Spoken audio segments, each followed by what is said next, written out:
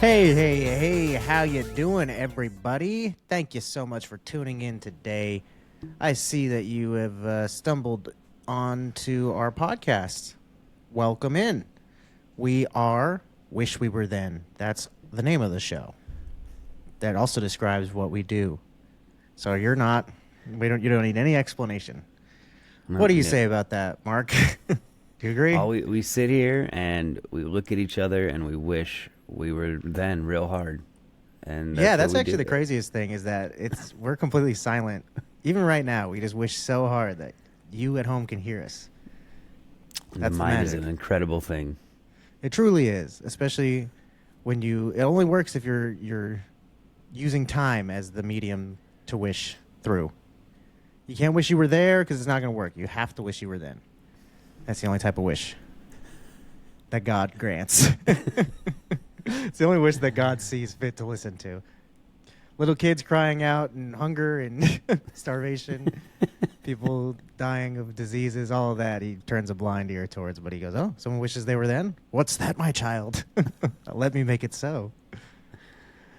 All right, well, I don't need to explain anything. No, I'm just kidding. So, I said you were Mark. I don't think I said I'm Trey. How would you describe what we do in actuality without any of enough of your bullshit, Mark? Give it to me straight. We pick a year back in time and we go through and we find all of the sports, entertainment, music, movies, news, inventions. And we go through and we find out what was cool, uncool, and we talk about them. And we educate you guys on what was going on back then. We do our research, so you don't have to. That's right. You know what? That brings me to a good point. The tagline of the show. That usually is something I say up top, and it does encapsulate a lot better than me floundering about for a minute and a half. This is the show that's been doomed to repeat history, so you don't have to. Damn, that's a good tagline, huh? Should start saying that at the top. Oh, that really saves me some time and effort. Well, I think that we have a doozy here of a year to get into. Shall we jump into it? Let's do it. All right, well, we are about to tell you all about our recent excursion back in time, and the year we just visited sure was a fun one, folks. Let me tell you. How many times have you heard that before? I mean, seriously, huh? I'm getting sick of hearing it, actually, Mark. You know, I feel like I've been hearing that my entire life. Oh, we just went back in time, and it was a really fun year. Yeah, I've been hearing that from my parents and my teachers, my doctors and religious figures. I feel like I hear that shit every week. I kind of feel like we even say that sometimes on this show, to be honest with you. Yeah, it was a fun year. Not every year can be fun, right? I mean, but I guess what we mean by that typically is that it's fun to look at and compare it to our current year and the way things are now. Sometimes you look back and the music, for instance, you'll look at trends that are just starting out or are completely fading away. Sometimes a genre is the most popular thing in the world and it's completely disappeared now.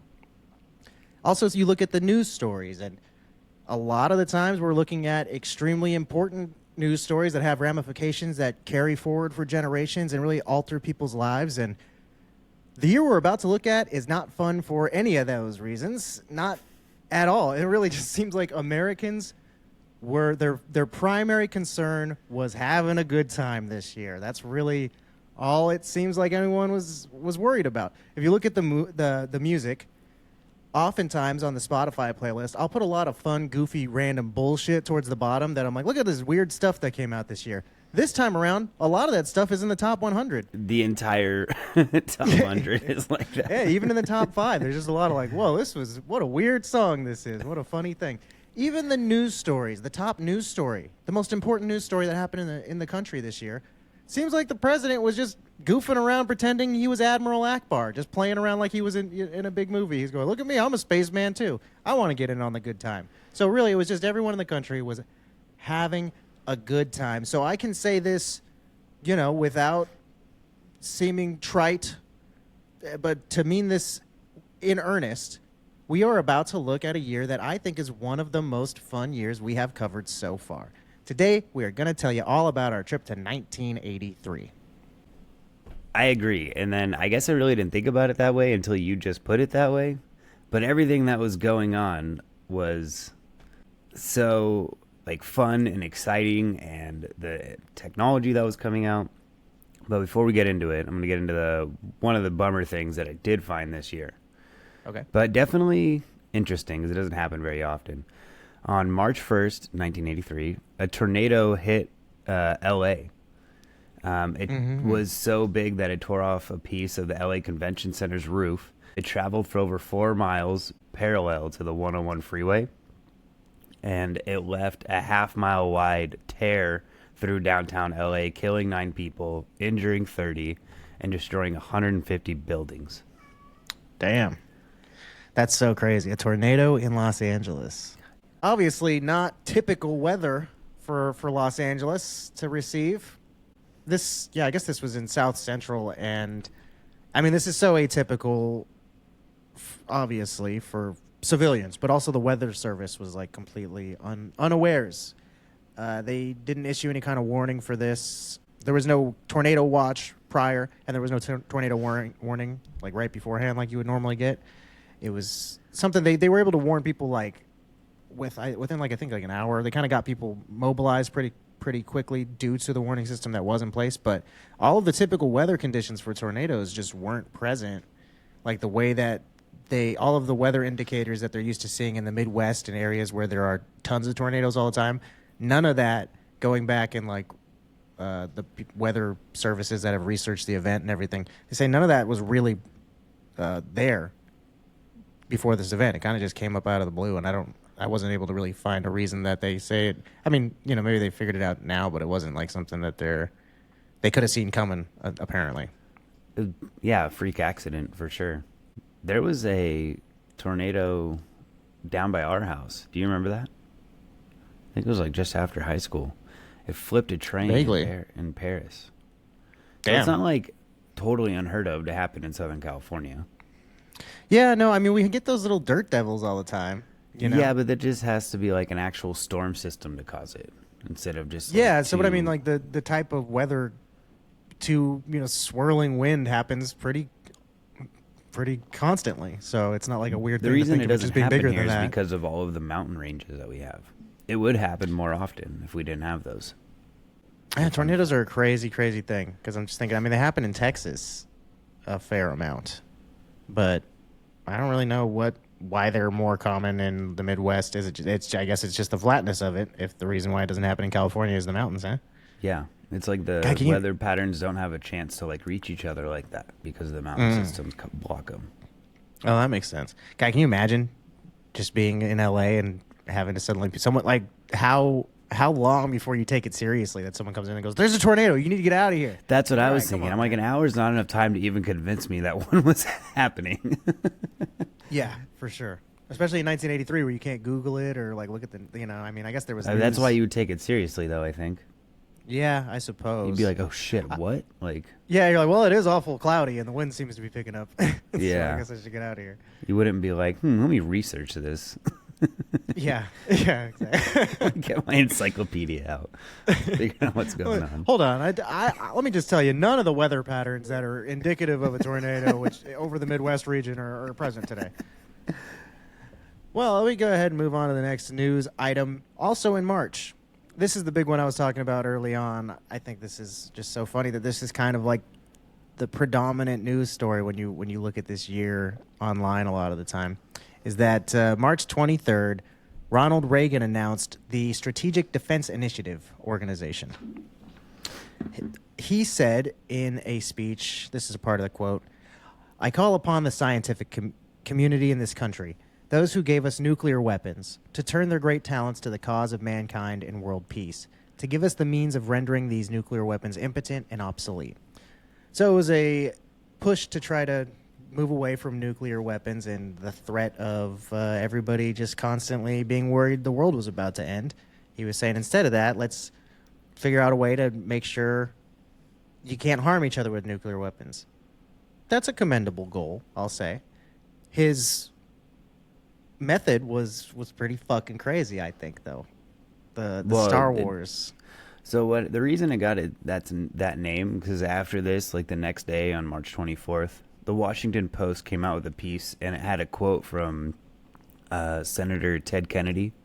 It says Reagan's defense proposal was reckless Star Wars schemes. That was like his quote. So Yeah. that's where it coined the name Star Wars. Yeah, he was making fun of it, and it. So yeah, the actual Yeah. name of it is the name of it is Strategic Defense Initiative, but it's better known as the Star Wars Defense. Yeah. Which essentially Reagan's plan was to have a bunch of like, kind of like the game. What is it? Missile Command, the one where you're like, there's stuff coming down on the top of the screen, and you have those little like bunkers or little missile launchers that you shoot up and stop the stuff. Some Yeah, old it's game. called an Iron Dome, and a lot of people use it. Well, he wanted to have little turrets essentially positioned to shoot down lasers from space, or to shoot lasers into space to shoot down ballistic missiles before they came I down. mean, that's kind of how it does it now, but it's not lasers. It's other missiles that do it. But it's the Right, same this is concept. This was something that actually started taking place next year in 1984, where they actually started trying to work on this, and then they poured a bunch of money into it over the next few years before kind of abandoning the situation. It was something that they did deem, the way he was looking at it and what he wanted to do was very just science fiction. He was just going, oh, let's fucking have lasers that we shoot to stop missiles. Well, that'll just be how we end all that. And they'll explode in space and they won't hurt anybody, I guess. And it was very much a fantasy version of an idea that I guess is sure, but it's just was not a practical thing that they could accomplish. Yeah. It lasted 10 years and then they dissolved it. Yeah. So, and I mean, it really seemed like he could have been influenced by a lot of what was going on in Hollywood that we'll get to later. That was very, Why would you think that? Speaking of fun stuff, getting into the drugs, ladies and gentlemen. Dare Okay. comes out on September 5th. It was put on by the LA Unified School District and then the Los Angeles Police Department Chief Daryl Gates. It stands for Drug Abuse Resistance Education Program, meant to educate kids on why drugs are bad. Okay. But even the early studies went to show that it didn't work.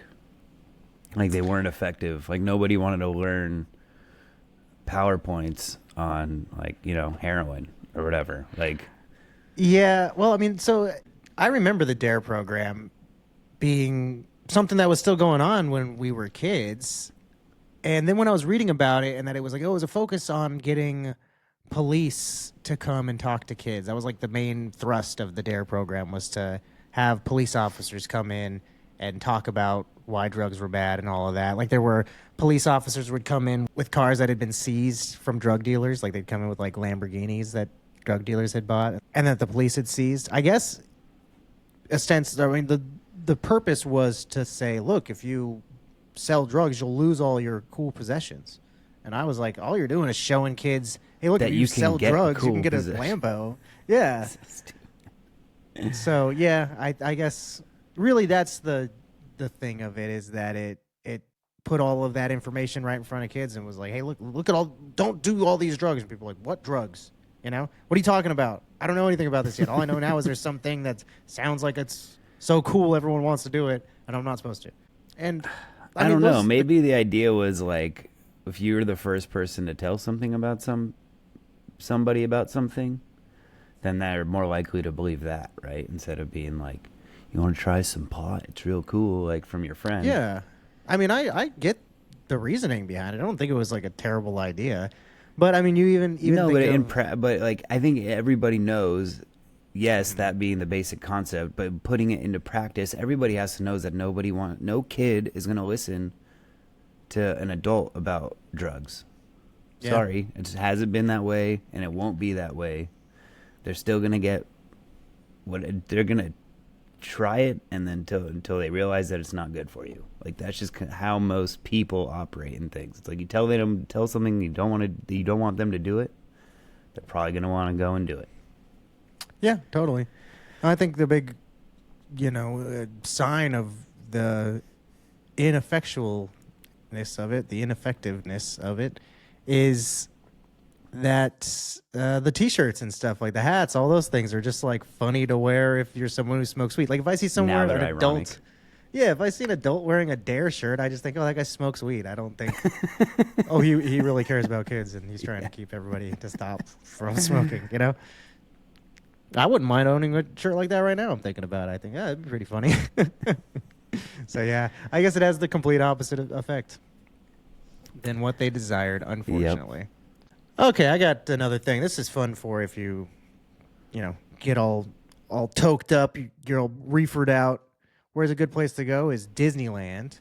And for the first time outside of America, you could visit a Disney park. Tokyo Disney opened on April 15th. Yeah, this was the first Disney park outside of the United States. The contract for construction had been signed back in like 1979, so this had been being worked on for a while. And it's like heavily modeled after the Disney in California.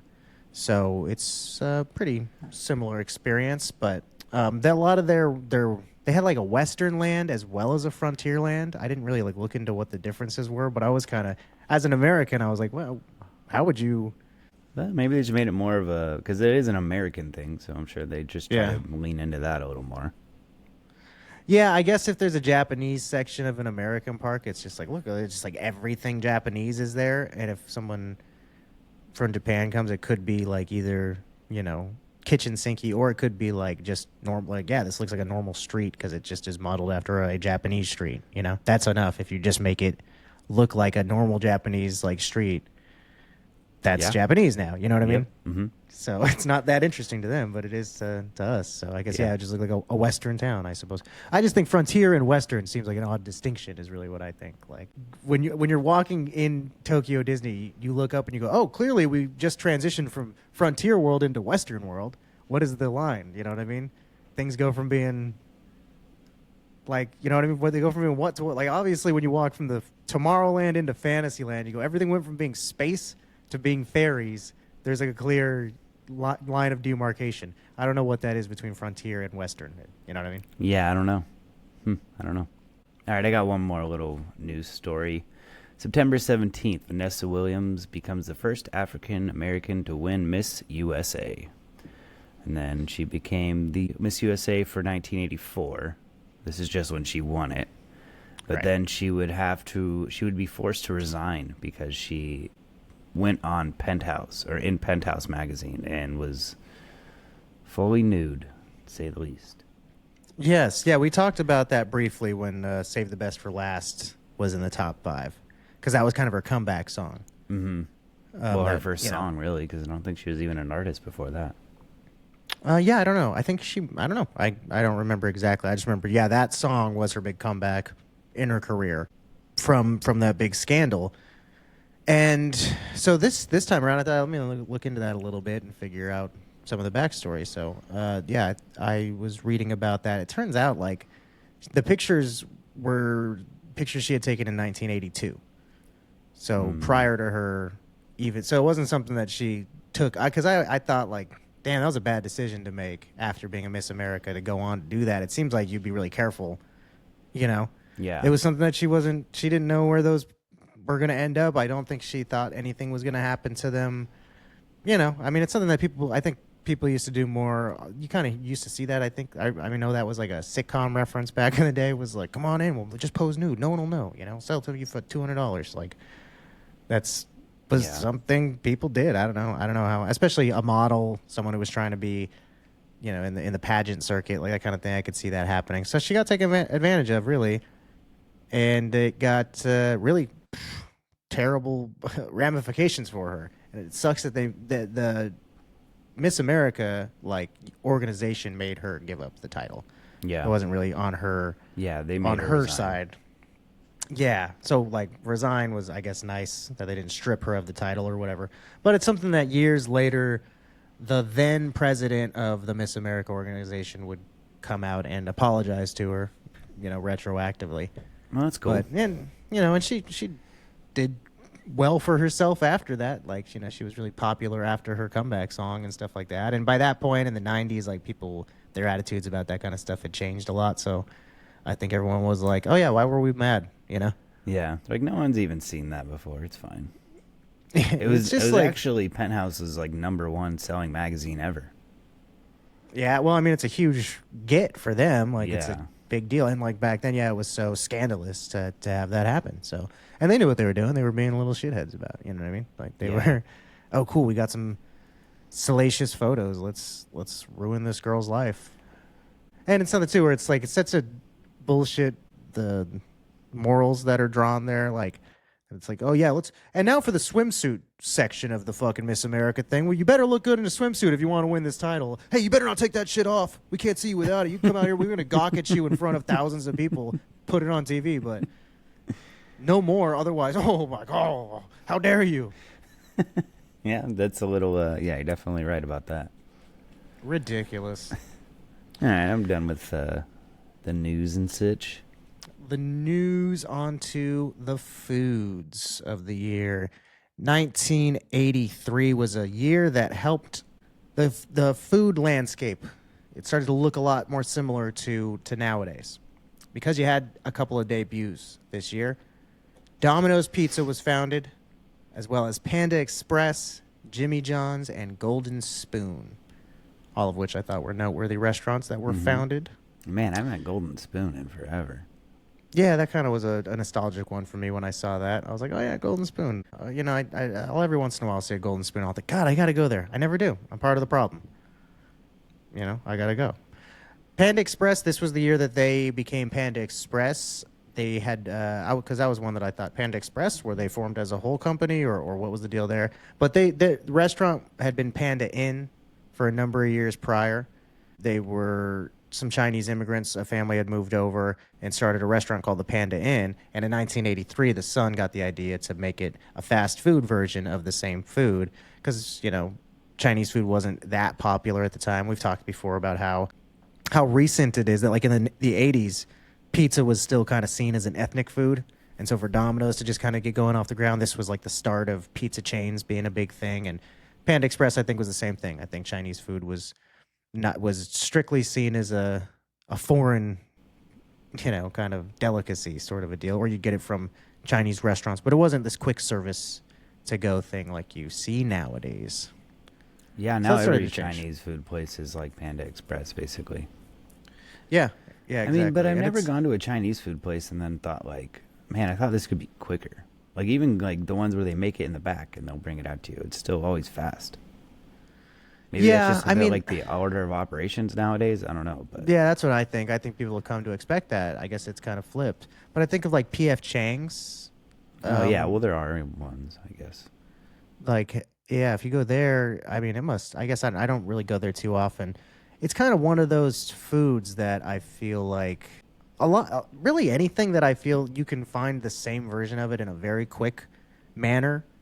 So like Mexican food is kind of one of those things where I'm like, if I can go to like a pretty cheap Mexican food place and get a good burrito, I'm not going to go to like a fancy Mexican food place where it's basically the same food but like twice as much money. Like it might taste a little better, but I'll just make that at home if I'm not getting it quickly for cheap, Yeah. That's kind of how I feel about Chinese food mostly.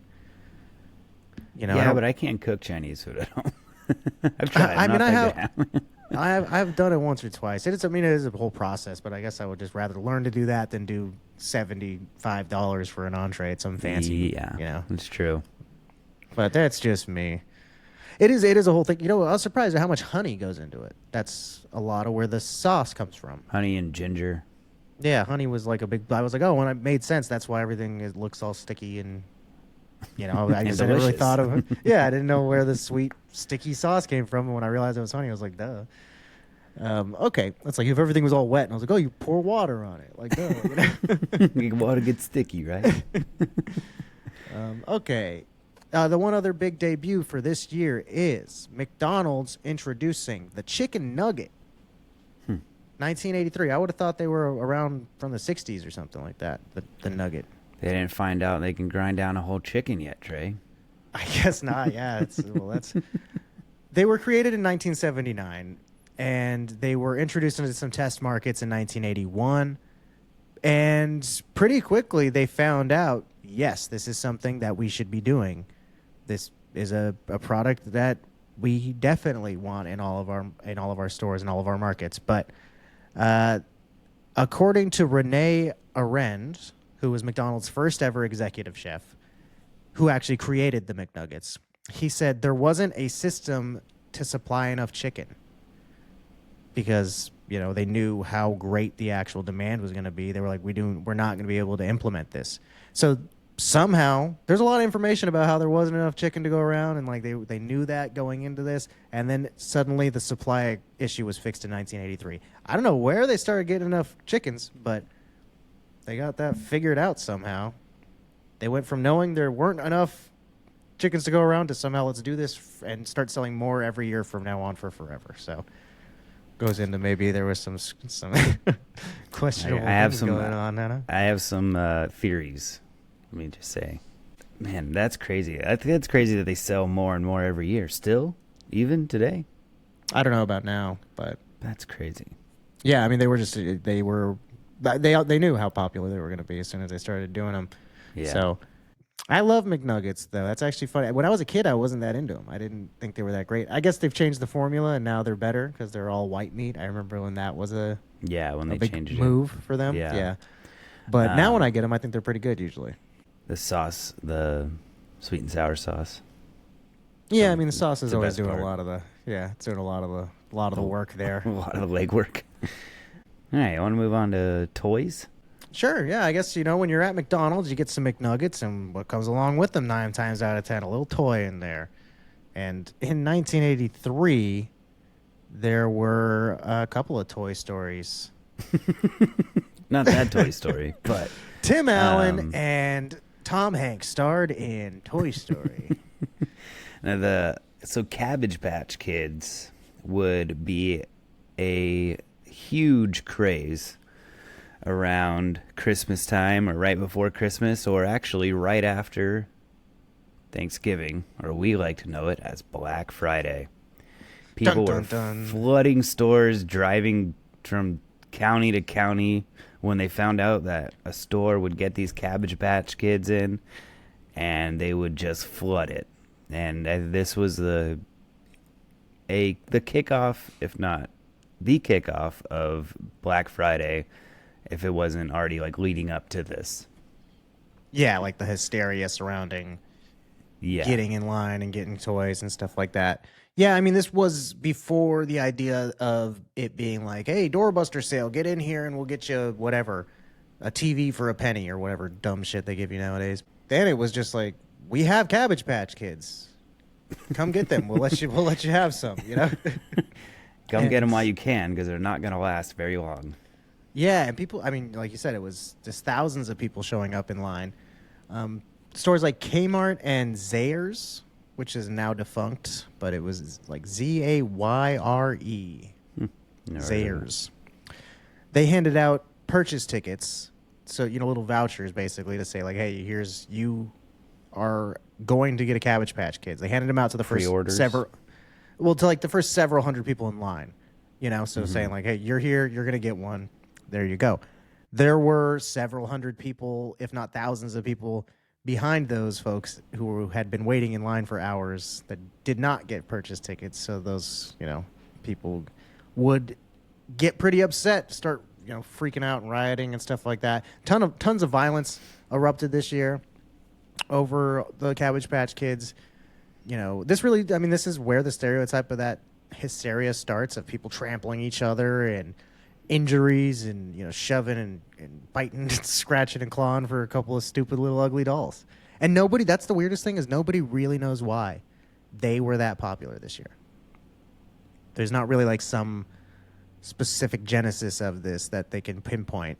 Or there wasn't even like a cartoon that aired this year that was super popular or something like that. It just was weirdly, this was the hot toy and people couldn't get them, and that just drove it up and made it crazier. And then I guess that makes kids then part of it. They go like, whoa, what? I want one, Yeah. But they have one. It got so crazy at one point, a couple of Milwaukee radio DJs joked that a B-29 bomber was going to be dropping a bunch of dolls at the county stadium. And so like 24 people showed up. It was like -2 degrees. And they all showed up with oven mitts, catcher's mitts to try to catch falling Cabbage Patch dolls. There were no dolls to fall. But. Original Cabbage Patch Kids in their boxes go for like $150, $100. This one's selling for $375. We should get a couple. I mean, these things are ugly, man. That's why I looked them up. I remember them being ugly. They're not really like, they have like big puffy cheeks. That's like the cutest thing about them, but they're still kind of ugly. Yeah. My sister had some when I was a kid. So, I mean, that would have been years after they were, 10 years after they were a crazy fad. So, I think even by the next year, the craze dropped away and they weren't a necessity to be like stockpiled by stores ananymore by like the next holiday season. My sisters had the them, beginning of that. And they were born in the mid 80s, mid to early 80s. Yeah, your sister. You have a couple sisters who are older than mine by a little bit, so they would have been closer to the. They got them into the mid 80s. Yeah, 80s. I think really at that point though, even if you were just past 83, essentially, like even I think like I said 84, I think even it was like, oh yeah, you're fine if you want one of these. Yeah, probably one of those situations where you showed up the next year finally like, oh, I got one, and everyone's like, Brad has a Cabbage this guy. Oh, gross.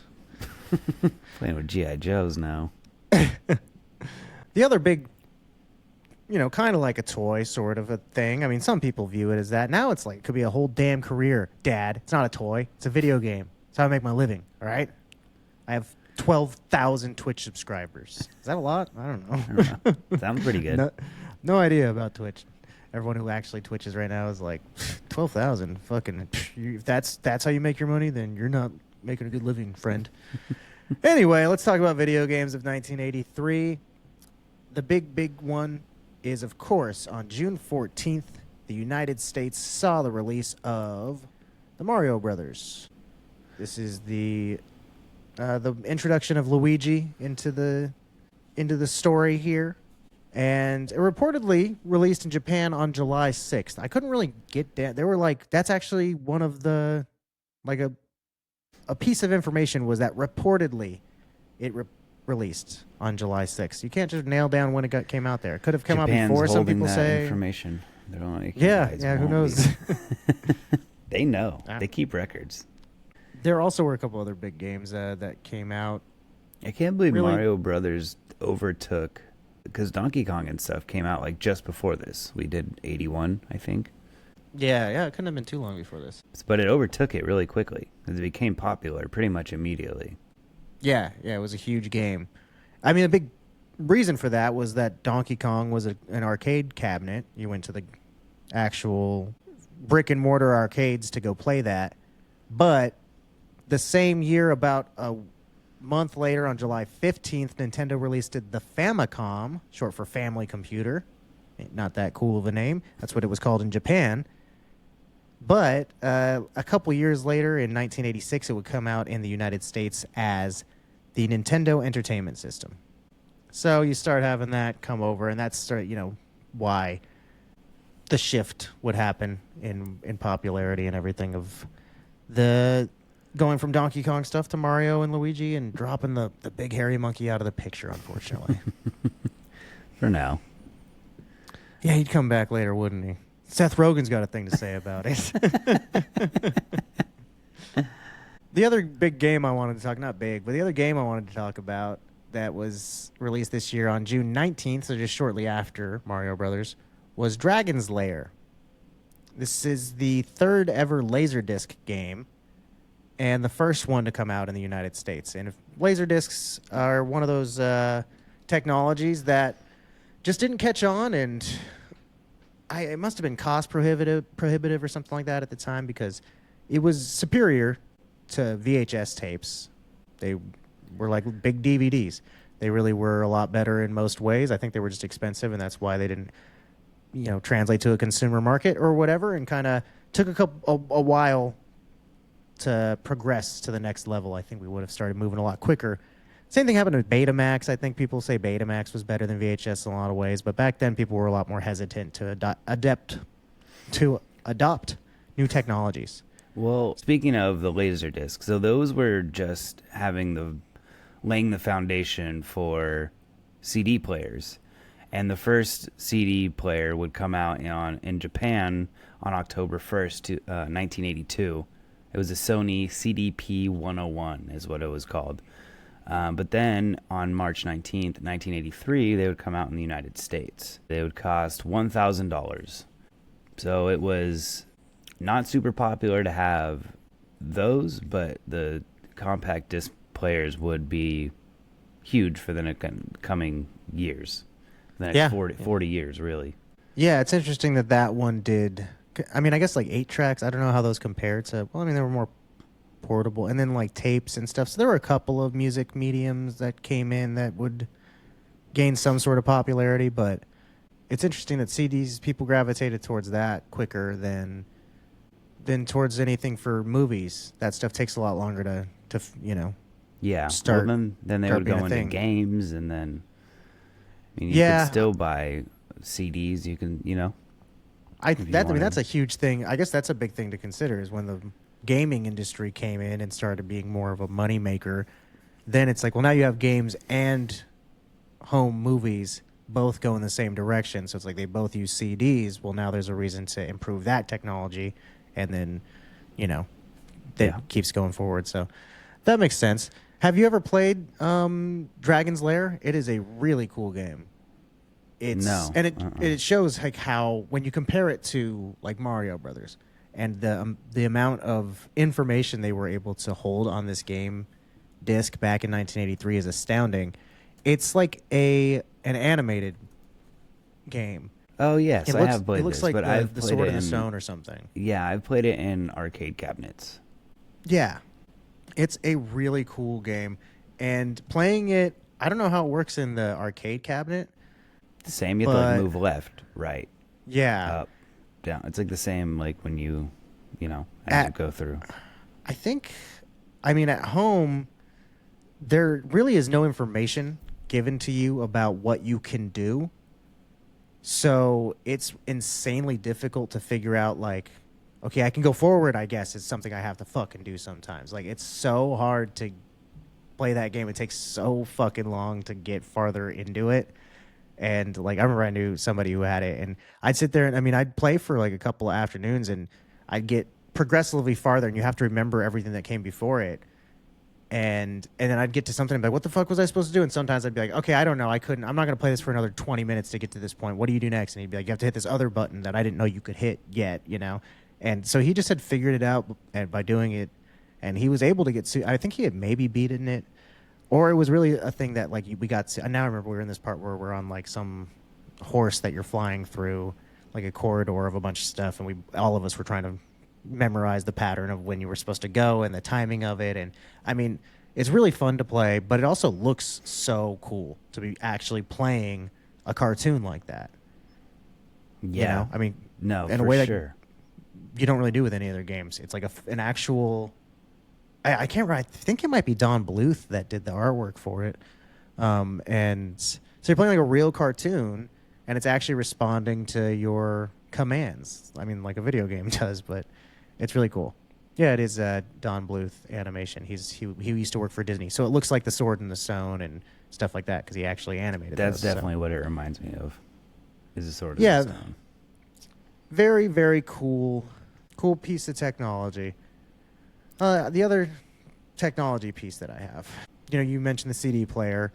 The only other thing that I got in the tech world is the Swatch watch. This was a huge deal in the 80s. Have you seen these? Are you familiar with the swatches? Yes, I remember. They were still popular when we were kids. I'm pretty sure Yeah. they got like versions of them in a cereal box one time. Probably. That kind of sounds familiar. These are like Swiss watches that come in a variety of fun patterns and colors. They're all super loud, very 90s, very 80s, very, patterns and stuff like that. These were made as a response to a bunch of cheaper quartz watches were starting to be made throughout the 60s and 70s that were replacing like mechanical Swiss watchmakers. These people were being, driven out of business because all their watches were too expensive. So, which I didn't realize quartz was kind of a newer thing in the game of watches, relatively. So this newer, cheaper method of making watches was coming out and displacing a lot of Swiss watchmakers. So this was kind of, invented as a way to combat that, I guess. And Franz Sprecher was a marketing consultant who actually came up with the idea of making them fashionable and fun and all that kind of stuff. So, like, really, swatches, I guess it's a two-part thing. They're cheap to make, and then they look really cool. So it just was the marriage of these two good ideas that came together and struck lightning in a bottle and kind of became a huge cultural, you had to have this sort of thing for the 80s. Yeah. You can buy it. If you look them up now, they're worth like $1,000 or more. And they were like $40 at the time when they came out. Yeah, I was going to say they were definitely very cheap at the time, so that's cool. I think they still make them new, so I mean you can get like a regular swatch, but well, I meant like an old one. Yeah. Yeah, if you find one from the 80s. Okay, I got one last little thing for technology. It's kind of actually like a goodbye instead of a hello to technology. The last hand crank telephone would be used in Bryant Pond, Maine on October 11th, 1983. And it's just something that, like, they had like a girls running a switchboard and everything. And it was something that they were like holding on to. Like, they didn't want to, like, the town was like proud that they still had it going, We like our dumb, old, inconvenient bullshit. So, yeah, they finally, I don't know if they like made them do it or maybe enough of those people just probably died. The government had to come in and be like, look, this is causing a drag on society at this point. We can't keep living like this. That's crazy, though, to think like, because it just strikes me as one of those things that's so common in our lives to see people, being afraid of new technology and be like, no, I don't want to do that. I like the old way of doing things. And it's like, you can be like, no, actually, sometimes, I mean, I get that sometimes it is, you're removing a part of human interaction that doesn't need to be removed, or you're taking away some artistry from something. And I get that that's not right to do. But sometimes you're just making things better and easier, Yeah. I wonder if people are like, no, it doesn't sound the same. That might like be like, people want vinyl or whatever, and they're like, no, I like the old crackles. And, I need the warmth of my mom's voice when I call home. All right, should we jump on to sports? Yep, let's do it. On January 4th, the United States Football League had its first draft in New York. The rookies going to the professional football team would have really rather play for the NFL. For example, Dan Marino was the first round draft pick to go to the Los Angeles Express, which is one of the USFL football teams that they had going at the time.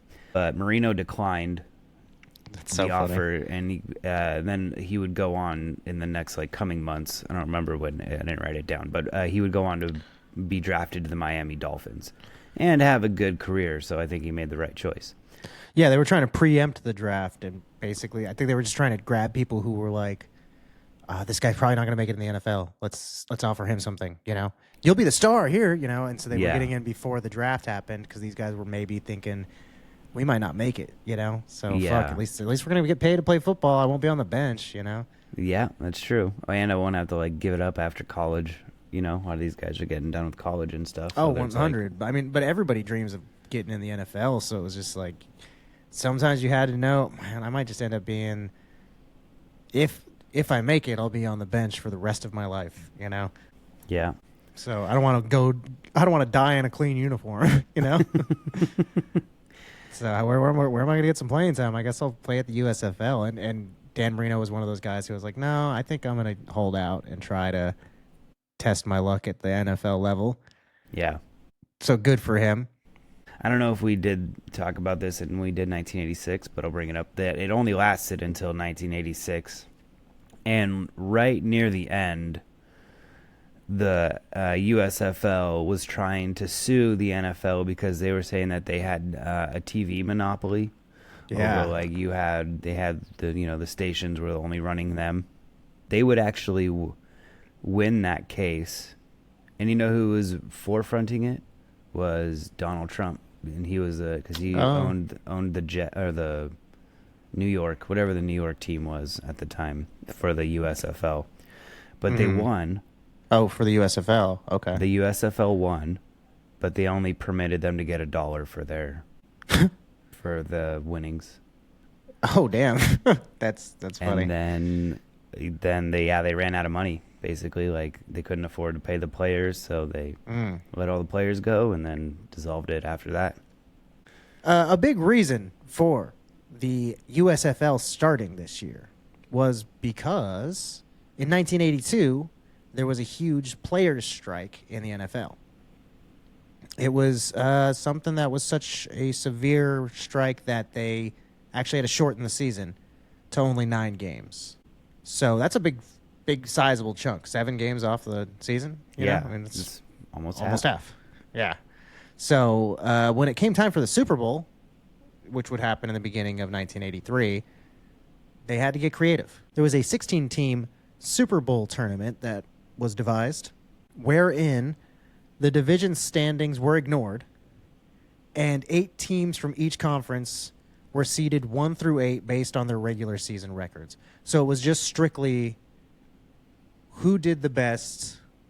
You guys are going against each other based on that, you know. Kind of like more like a tournament, you know, I guess. It seems kind of crazy in football, but it was more like just any sort of basketball tournament or whatever. Everyone just seeded 1 through 8 based on their own records and everything. Division standings aren't coming into play, which always do seem a little arbitrary when you'll see some team that has like won 3 games or some shit, and you're like, oh, he's number 2 in the division because that division fucking sucked this year, you know? Yeah.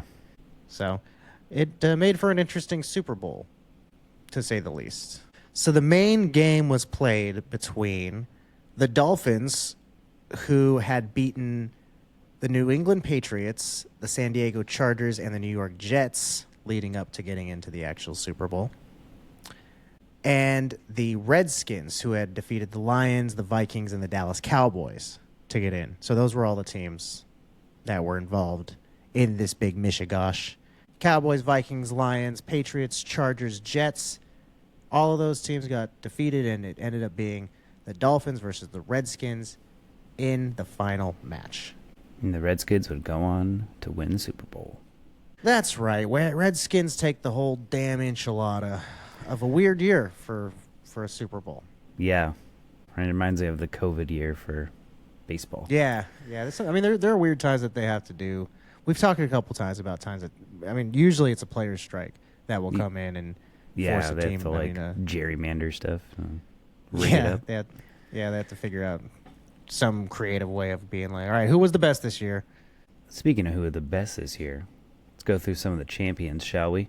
We already talked about the Super Bowl champions. The World Series champions were the Baltimore Orioles.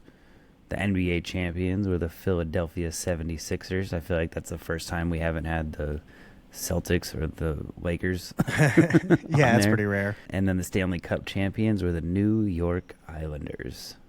Oh, that's the first time we said Islanders, that's for sure. Yeah. Mm-hmm. But man, the Islanders is one that's like, oh, that's a team. Yeah, I don't follow hockey, so sometimes I'll hear a team name and be like, oh, shit. Speaking of the champions, I'm about to tell you about the champions of the Nielsen ratings. I'm getting good at this. All right, the top-rated television programs for the year 1983 are as follows. 60 Minutes started off the year at number 1, and Dallas was number 2. Magnum PI and MASH both share slot number 3. That's for the first half of the year. The second half of the year has a different set of ratings, so the television schedules are broken up like that. So when MASH went off the air and that season of Magnum PI ended, which are both noteworthy, which I'll get to in just a second, Dynasty, which had been number 4, moved up to number 3, and Dallas and 60 Minutes swapped places. So it was a pretty consistent top for this year. Dallas and 60 Minutes are 1 and 2. Dynasty is 4 and 3, essentially. And MASH and Magnum PI, when they're on the air, are pretty damn popular. This season of MASH is the complete series finale. So the whole thing is ending. And the very last episode of MASH still holds the distinction of being the highest rated episode of a television show ever. Yeah, it was so anticipated, like, that people were going to watch it. They sold 30-second commercial ad spaces for $450,000.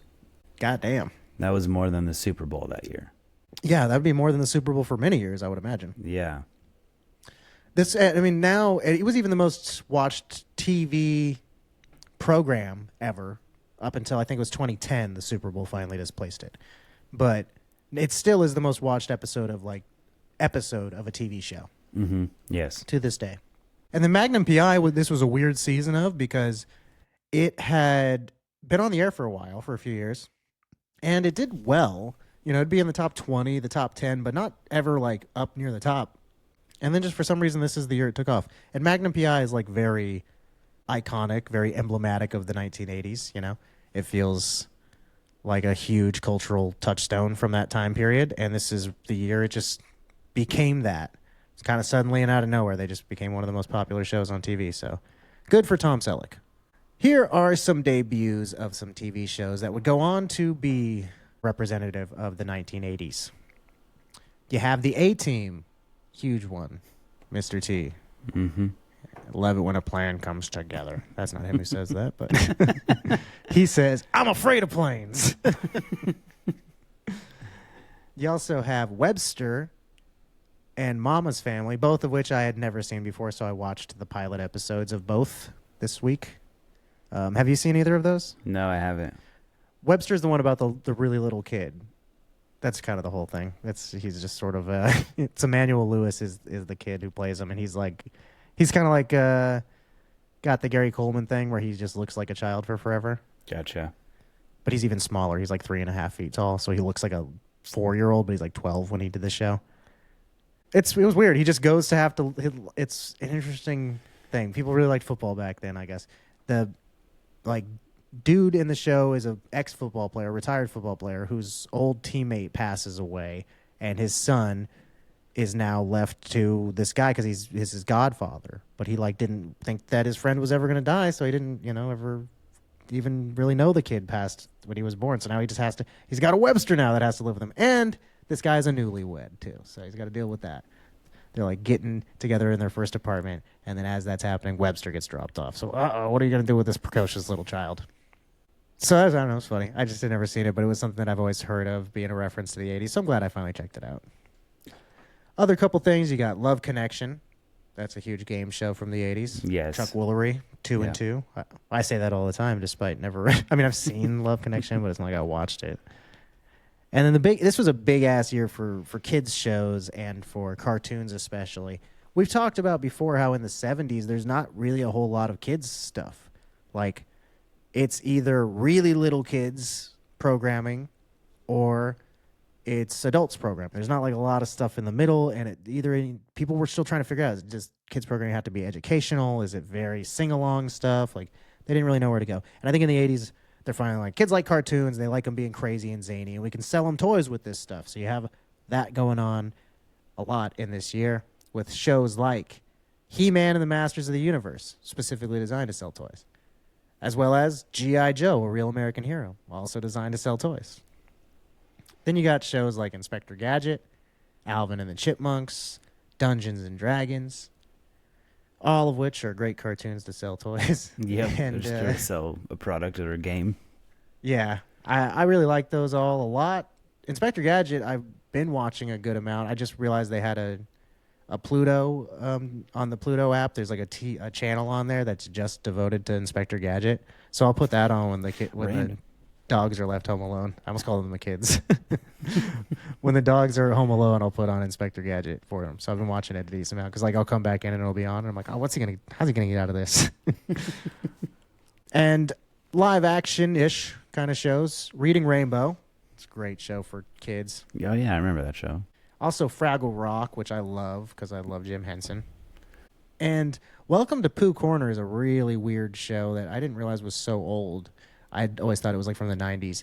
It's a really, really weird looking kind of, they're like marionette puppets, but they're fluffy. Or maybe they're people in suits. I can't really remember. No, they're like people in suits. That's right, I'm pretty sure. Welcome to Pooh Corner.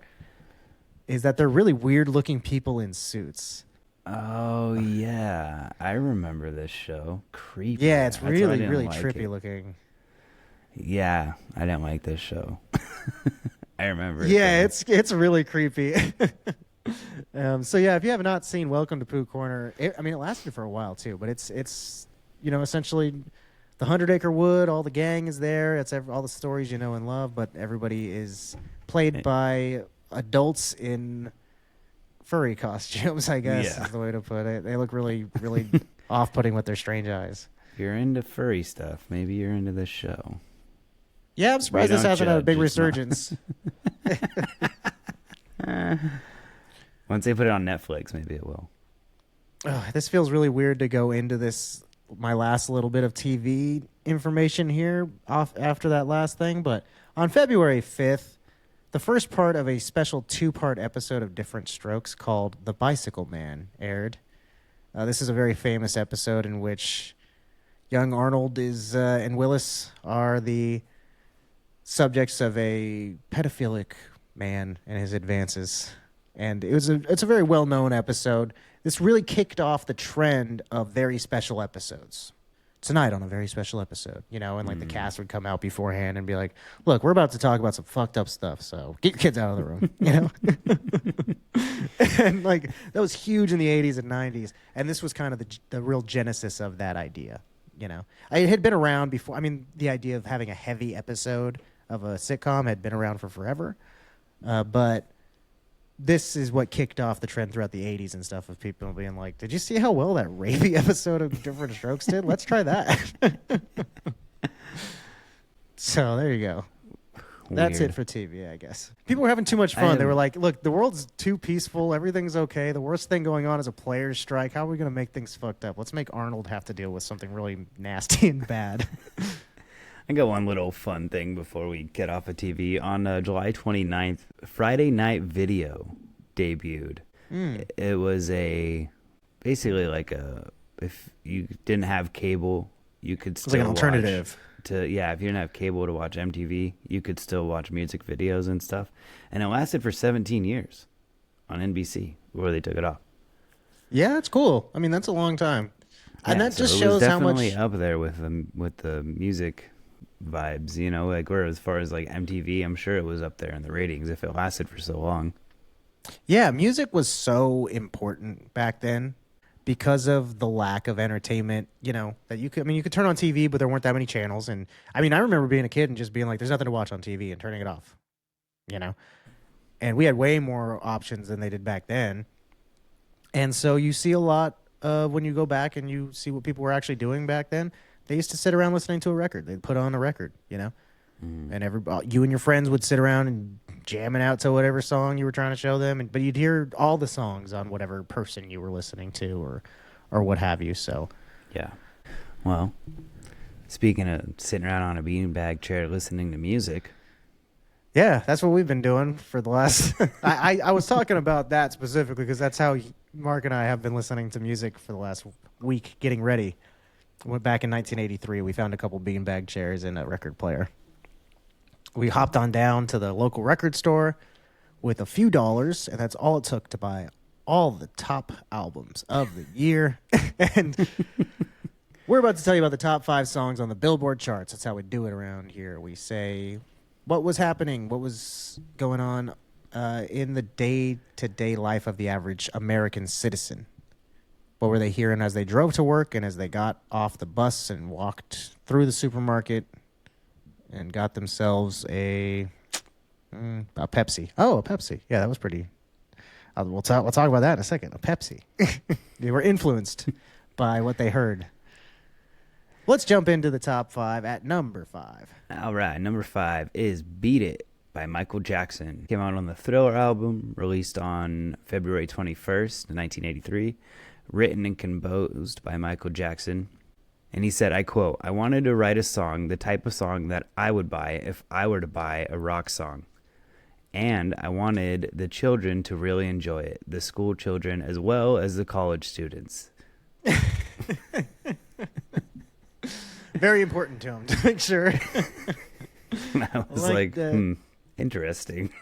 The first part of the quote, all you needed to say, I wanted to write a song that was the type of song I would buy because I don't really listen to rock and roll. Oh, what a good reason to do it. And I wanted the kids to like it. Oh, why did you say the last part? Not just Not just the college kids, the school kids specifically. Let me hammer down the age group also. Like, damn, dude, you don't have to tell us what audience you want to listen to the song. We get it. You want kids to like it. Fuck, dude. Oh, man. You got other info? It includes a guitar solo by Eddie Van Halen, which I didn't know. That I thought was cool. I didn't know that either until I looked it up, or until I was looking up information about the song. When I saw that, I was like, damn, that's kind of weird. I didn't know that beforehand. It seems like it should be common knowledge. Yeah, like a fun right? factoid about it. Yeah. It kind of seems like something that maybe everyone but us knows, and it's like, now I'm going to be saying that from now on when I hear this song. I'll be like, hey, you know that's Eddie Van Halen? And people are going to go, yeah. You know that's Michael Jackson. Like, what the fuck? Why are you telling me, dude? Duh. You're born under a rock? Do you not listen to Wish We Were Then? Yeah, exactly. That is how it's going to be in a couple of years. We're going to manifest it. This song spent 3 weeks at the top of the charts and has had over 10 million sales worldwide, which makes it one of the most successful songs of all time. Which, you know, this album is considered the most successful album of all time, Thriller. There have been some, you know, disputes to that. It's been maybe knocked off and back on or a couple times, but it kind of still stands at number one, really, when you look at it. It's been on the top Billboard 200 charts, because that's how they do albums, since it came out in 1983, and it's still on there to this day at 116. That's so nuts. Have you ever owned it?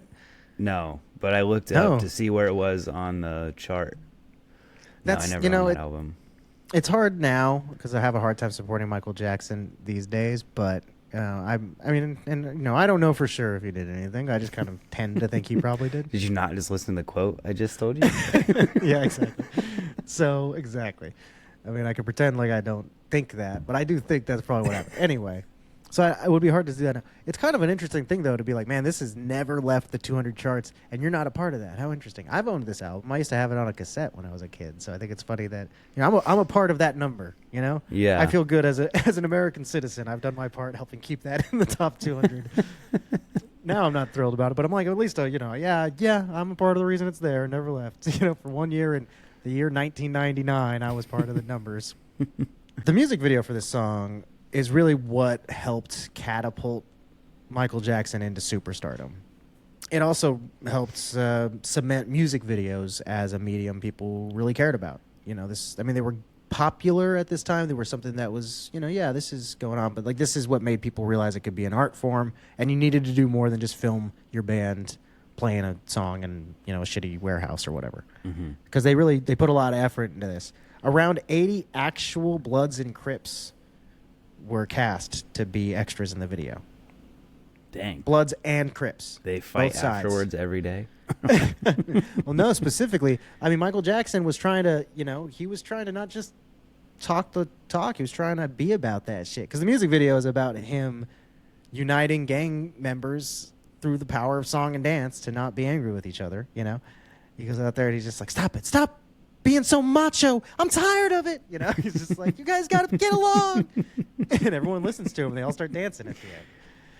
And, well, this Michael guy was right. Yeah, this is pretty fun. And they're all doing little dance moves. Like, why was I so mad at you earlier? But, yeah, in real life, they were actual gang members, real Bloods and Crips that he went and that was what he wanted to do. He wanted to be like, I want to show everyone you really can support people through the power of dance. And he united everybody, I guess. He was right. For 1 week on a shoot. I don't know how long they were there, but yeah, I mean, he really did unite gang members with this song in real life.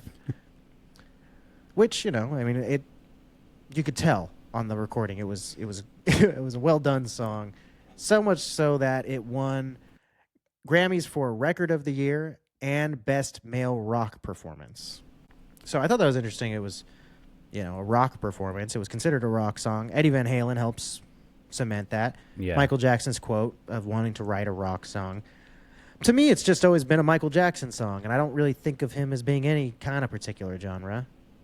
Yeah. Even pop feels weird. He doesn't really necessarily feel like a pop singer, He has his you know? pop songs, I would think. But I just think he likes music, and he wants to clearly just do whatever he wants to do. Like, I want to write. He's kind of like David Bowie or something, where it's sort of like you exist sort of without necessarily being in one kind of a genre. You've done a lot of different things over the years. So I was just surprised to see how much this was considered a rock and roll song. It's a part of the Rock and Roll Hall of Fame's 500 songs that shaped rock and roll. It's like their official list. So, I mean, it has been considered that.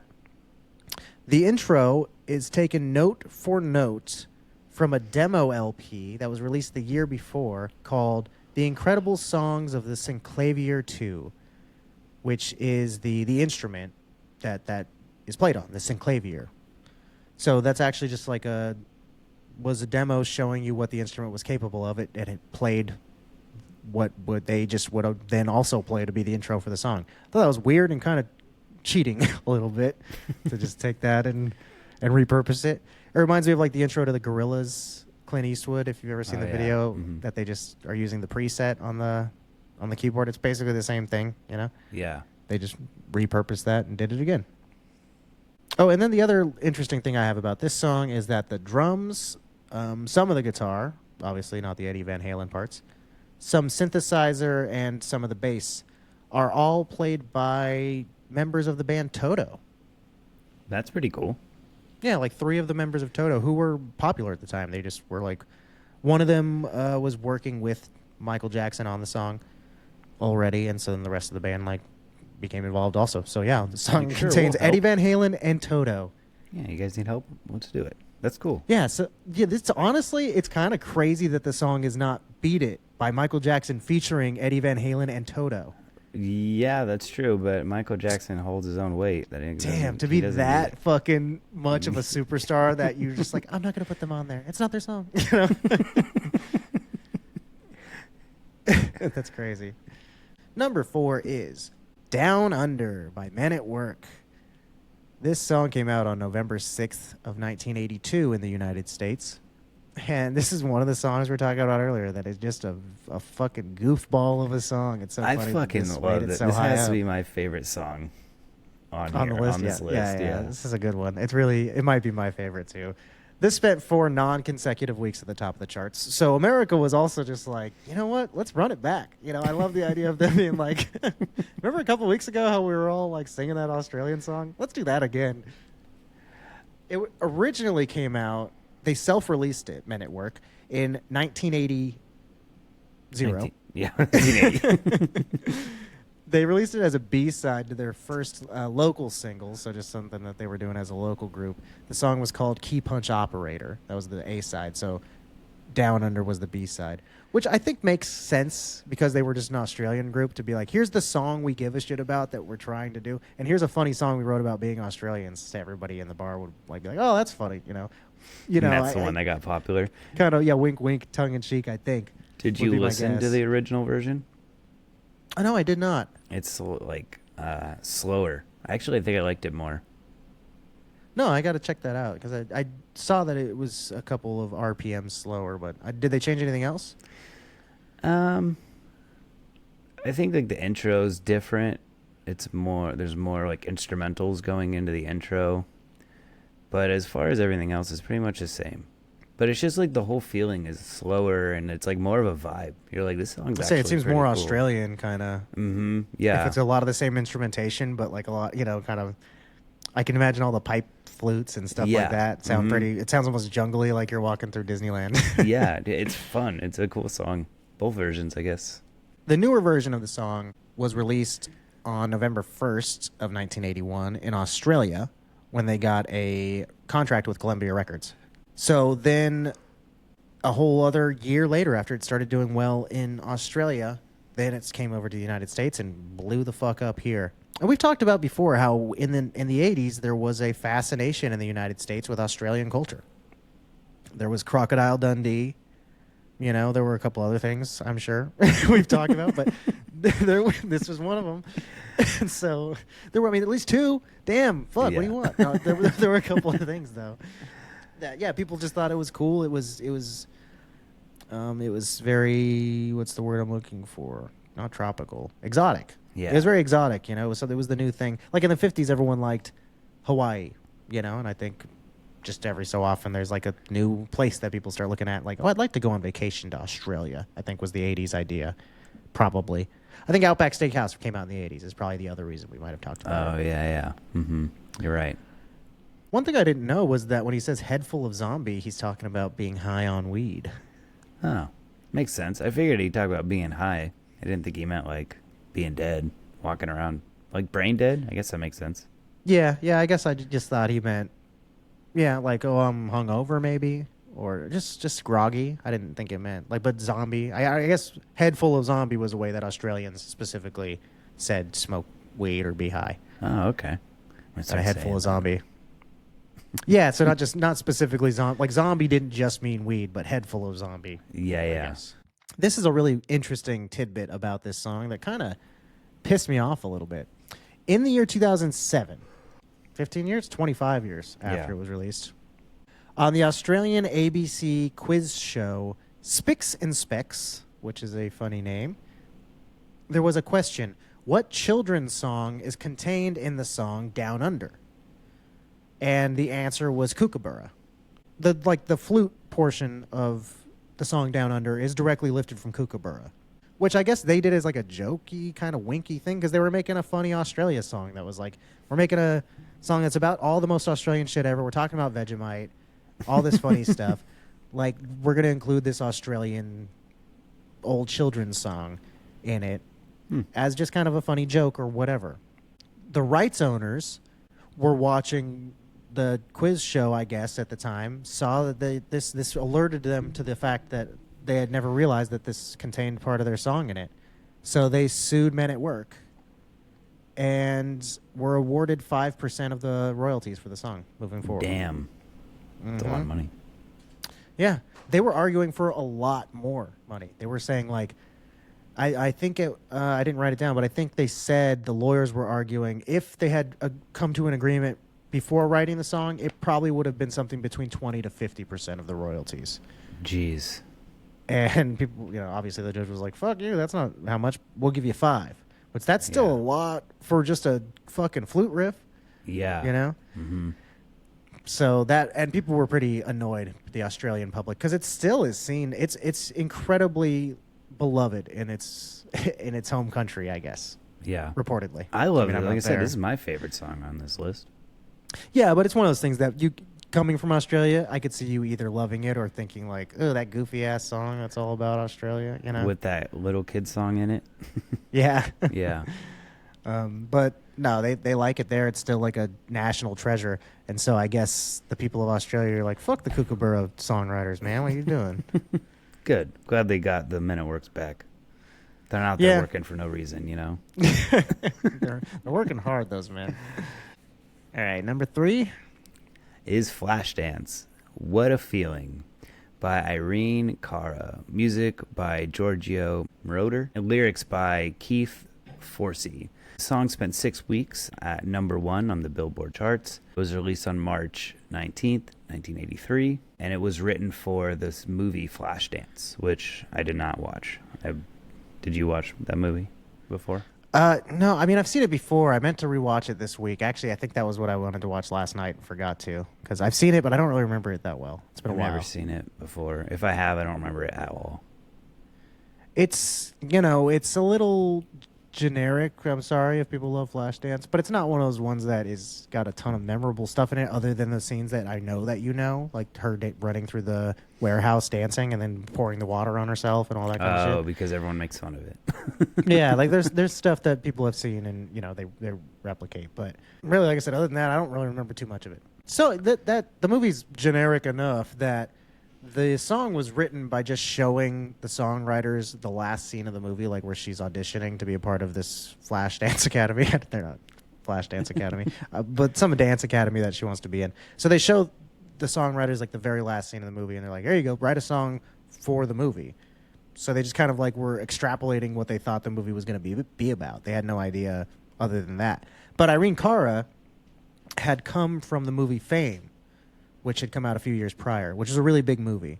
And she was the performer and one, I don't remember what the song was. It might have been Fame specifically. Could have been a different one. I didn't write down the actual song that it was. But she performed on the soundtrack, one of the songs, the song that won an Oscar for Best Original Song from the movie. So she was already an Oscar-winning performer, or had performed an Oscar-winning song. And so she was using that experience being like, well, Fame is about a bunch of kids going to an academy for, the arts. That's probably what this movie's about. So she just kind of wrote it under that assumption, which isn't really necessarily what the movie's about fully, but it worked out. Ended up being enough that there's a lot of like I saw a lot of articles about like parallels between the lyrics and what happens in the movie and stuff like that. So she lucked into getting a bunch of it right, I guess. You know what I mean? Speaking of the Oscars, she was already an Oscar winner, she performed in an Oscar-winning song.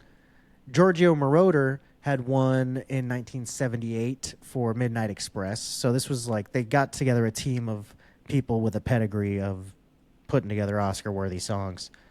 And this one ended up winning an Oscar and Golden Globe for Best Original Song, which is kind of funny. It's a really poppy song to be back then, I think, Yeah. Now you see a lot of pop songs make it, but wouldn't have thought that back in the 80s was a thing. I had to, when I listened to this song, I was like, I don't recognize it at all. Really? Like, this is the only one on this list, I think, that I didn't recognize. That's funny to me. I think this one's very recognizable to me. Well, I mean, when I saw it on the list, I didn't recognize it. I couldn't have sang you a lyric of it. But once I listened to it, I was like, okay, I know this song. Okay. Yeah, I don't know, wasn't a fan. Yeah, it's very of its time. It has a sort of a feeling to it that's dated. Yeah, I would say sure. at this point. Definitely feels like it came out in 1983. Yeah. Giorgio Moroder, I don't know how hard he was really working on this song. He wasn't that interested in doing it at first. I think he just didn't want to. He denied the request. Then they showed him a rough cut of the movie, and he was like, fine. And he was working on some other stuff. He was kind of just like half-assing it. When it came to the lyrics, he actually just passed the duty along to Keith Forsey, who was the session drummer. It wasn't like he was a lyricist that he was like, oh, I'll have Keith do it or whatever. He was just like, hey, you write the lyrics. The guy who was drumming for him at the time. Just and like Keith fucking knocked it out of the park. Yeah, well, he tried. He probably was like, okay, like, cool. Yeah, he was the one who I've seen articles about the lyrics, and he had never seen the film. And he managed to put together a song that won an Oscar. Like, so he was the only one who took his job seriously, I think. I think Irene Cara also helped with the lyrics, and I'm sure she was of a similar mindset of being like, I gotta nobody put me on after my Oscar winning performance, Yeah. And speaking of Irene Cara and not being put on, poor lady, by the end of 1984, she had only been paid about $61,000 for her royalties for this song, which apparently she sued, saying that was not enough. According to her contract, her lawyers were saying she was owed at least $2 million in royalties. Damn. At this point. They had paid her, again, $61,000. That was after, at 1983, she had only been paid a couple $100. So, It took a year for them to finally pay her something, and it was a very small fraction of what she claims they owed her. And so she sued for $2 million in compensatory damages, as well as $10 million in punitive damages, saying they were doing it on purpose and just trying to dick her over. So, her first lawyers who handled the case argued that the label network was not a functioning label.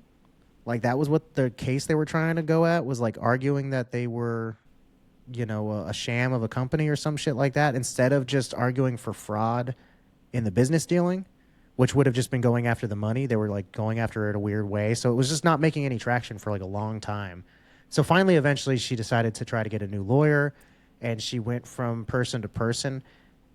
And eventually she found one, but the statute of limitations ran out for suing for fraud.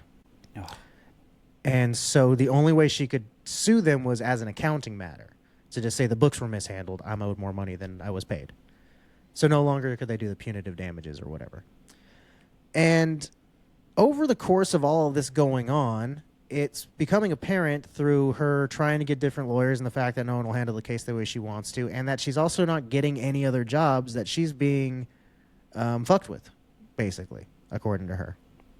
That because she's trying to sue them, the record company and all the higher-ups in the industry and everything else didn't like that she was sticking up for herself, and they, blacklisted her, basically.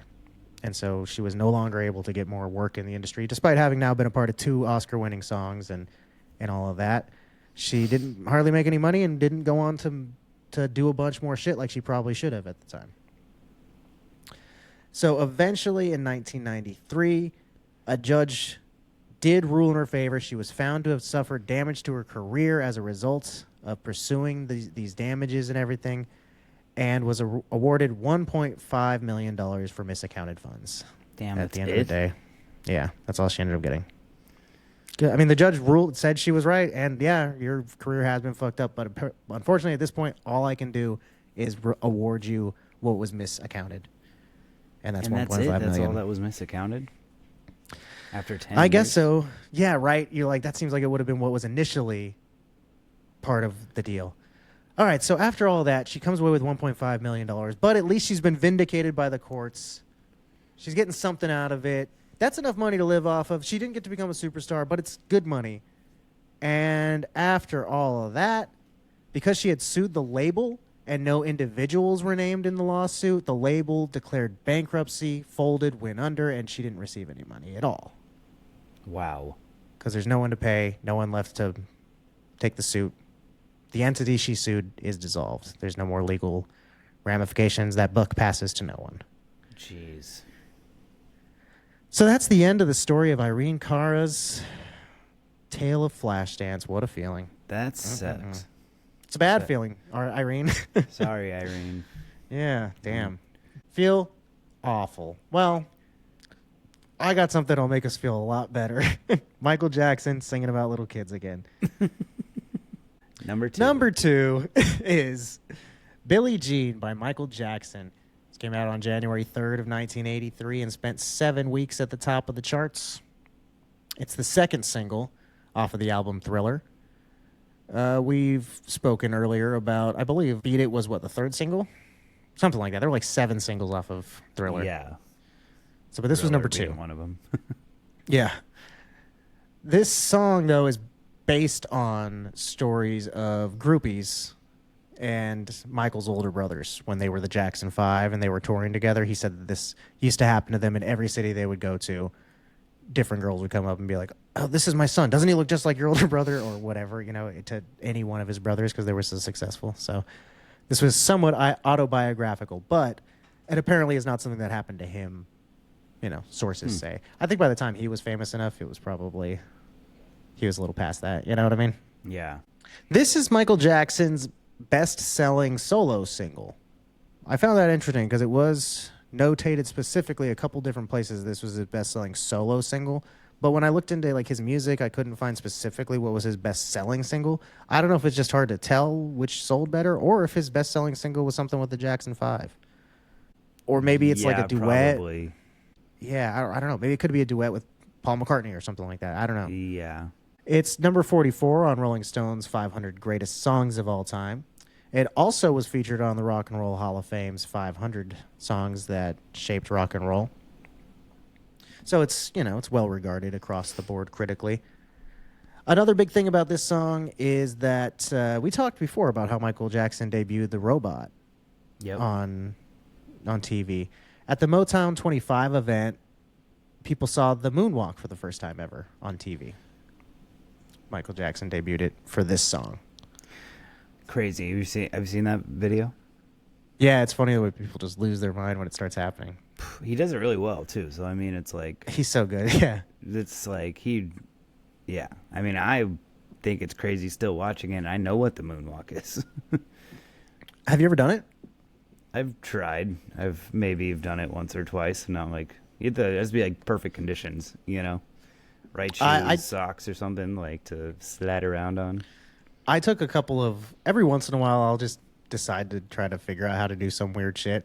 And so for a couple of months, I was figuring out how to moonwalk, and I got pretty decent at it, but I can't do it. I don't think I could do it at all anymore, especially now that my back hurts. But yeah, I could do it all right for a little bit. I got okay at it. And when I was like 28, it wasn't like when I was a kid or anything like that. Just at one point, I was like, I'm going to learn how to moonwalk, and just started figuring it out. And I got okay, but couldn't do it like Michael. You're right. He's like so, one of those things when you watch him and you're just like, damn, that creep was so fucking talented. Why did he have to be such a creep, you know? Well, at another time, performing this song would be a pretty famous occurrence for Michael Jackson. I don't think we talked about this in 1984, but in 1984, this song would be repurposed and reworked into the Pepsi Generation theme song. That was their new marketing campaign in the 80s, was like, the soda for the new generation is the Pepsi Generation, whatever. The song, it's so funny. It's almost like a Weird Al level parody of himself. I watched the original commercial of him, and he's like, I'm trying to remember exactly what the cadence of it is, but it's something like, "You are the Pepsi I can't remember the fucking how it goes. But during the shooting of the music video is the famous occurrence of Michael Jackson's hair catching fire. You remember that being a big reference that people used to make? Yeah, I don't. Yeah. I don't know if that happened from the song though, or when the song was being performed. Hold on a second. I got the video here. Mark and I are gonna watch for a second. You're the best generation because of down and taste the freedom today and feel the Pepsi way. That's so cool. Yeah, really cool video. Man, you can just see. I don't know how much that we can use or not, so we'll just say the kind of stuff again. But you can see that. I mean, these kids. This song has been out for like less than a year, and it's a bunch of little kids, and they know the dance really well because they must have just fucking loved Michael Jackson. He was the coolest thing in the world, Yeah, for sure. They're all wearing the red jacket and stuff like that. I mean, he was the coolest guy to everybody back then. Mm-hmm. And the song is super funny. Like I said, it's like Weird Al level. He changes every lyric. It's not just like a little quick jingle. It's like a verse leading into the chorus, and then it's like, "You're the Pepsi Generation."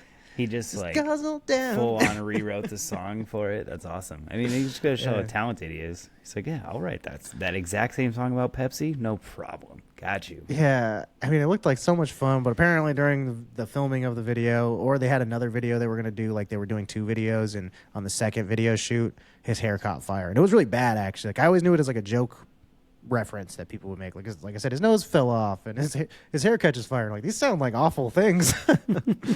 And like his hair was, I mean, his scalp was really badly burned. Oh, shit. Yeah, that's probably why he wore wigs and crazy hats and shit like that all the time. This poor guy was mutilated, Yeah. Well, and gave his body to the flack craft. he would get after that, too, for being the most popular person in the world, basically. Yeah, have to go through, who knows what, reconstructive surgery, who knows? Yeah. Well, not that he has a problem with that. Yeah, I guess so. All right. Moving on to number 1 on the Billboard charts is Every Breath You Take by The Police, off the Every Breath You Take album, released on May 20th, 1983, written by Sting. The single was the biggest American and Canadian hit of 1983. It won 2 Grammys. It was the Song of the Year and the Best Pop Performance by a Duo or Group. This is just like a classic song. I mean, I feel like everybody knows this song. It ended up being 5th for the decade of the 80s. So it was huge. Everywhere. Their biggest song of all time. The song spent 8 weeks at the top of the charts. And it was Rolling Stone's 1983 winner of their critics and readers poll for Song of the Year. So this was not just prevalent and played a lot of places, but people did enjoy it. Both critics and audiences genuinely enjoyed it and voted for it for Song of the Year. So this is a good representation of actually what people liked at the time. Sometimes we don't know for sure if do people like this? Are they over it? Or how did this make it? But yeah, we know both critics and audiences liked this one. And it's like you said, this was Billboard's 5th bestseller of the 1980s, but also number 25 on Billboard's Hot 100 all-time top songs. So 25th bestseller ever. There's a lot of those songs on this from this year on the list. Yeah, a lot of really, really high-selling stuff. Like music was so huge at this time. And stuff was fun, but still artistically good. I mean, Michael Jackson is really good at making music, despite whatever else about him. He's good at doing that, This one, though, Sting himself, he did find the music generic, he said. He didn't really think this was like a great song as far as that aspect is concerned, but he thought the words were interesting in his, to quote him, he said the words were interesting. Yeah. I don't know. It's okay. This isn't my favorite song from the top. It's definitely not my favorite Police song either. I don't love the Police. Like, they have a couple. I like Roxanne. I think Roxanne would be the one I would choose to be my number one. But yeah, couldn't tell you. Don't have a Police album. Don't know a bunch of their backlogged things that nobody really listens to. They might have good ones. I don't know. Never really given them the chance time of day. Okay, that's it for the top 5 songs. But we talk a little bit about the rest of the charts. We could talk all day about the rest of these charts. There's a lot. Yeah, there's a lot of good stuff on this list this year. I'll just say at top the debuts of some of the artists. I'm going to run through these quickly because there's a big list of them. The debut of Weird Al Yankovic. He comes up so often on this show. I've realized it's so funny to me that. And it's always something specifically like, oh, this was his last ever album. This was his first ever time on the charts or whatever. And this is his first album. Person in music. Yeah, I think so too. I don't think just for us because we enjoy him. I think for the charts and everything too. Yeah, I mean he shows up on the charts. He's the only funny guy to actually be like a musician that's notable as anybody else. Mm-hmm. Like the rest of the people I list, he's just as famous as them, and he's just a jokester. But also you had the debut albums of Madonna and Cyndi Lauper, as well as Metallica and Slayer, Dio, R.E.M., Tears for Fears, Stevie Ray Vaughan, Wham, The Violent Femmes, Pantera, Social Distortion, Suicidal Tendencies, the Butthole Surfers. There's a lot of really good bands that debuted this year. Crazy. Also, the debut of Kiss without makeup on. Lick It Up was the first single they released after coming clean and showing the world, look, we're actually real men. We're not actually demons. We're not a cat person. We've been lying to you. I'm not a star child. I never was. Come On, Feel the Noise by Quiet Riot. The Talking Do you ever Heads, listen to Slade? I don't think so. They're from the 70s. They're a good glam rock band, but Come On, Feel the Noise is just a cover of them, and they're one of those covers that they didn't really change anything about it, just the same song. No, it's always weird to me that I mean, that's why Quiet Riot had such a huge following. I think they had another one too that they did, and I can't remember off the top of my head. Like, I'm a pretty big fan of Slade, but it's like they're basically the same thing. A teensy bit heavier, but not too much different. I'm surprised you put I Love L.A. by Randy Newman on this song. I love L.A. Yeah.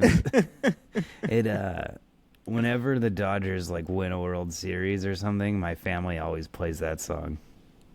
Really? That's funny. Yeah. When you look at the top 100, there are so many funny, weird songs in here. When you look at stuff like Pass the Dutchie was in the top 100, as well it's a great as song, Trey. I don't know what.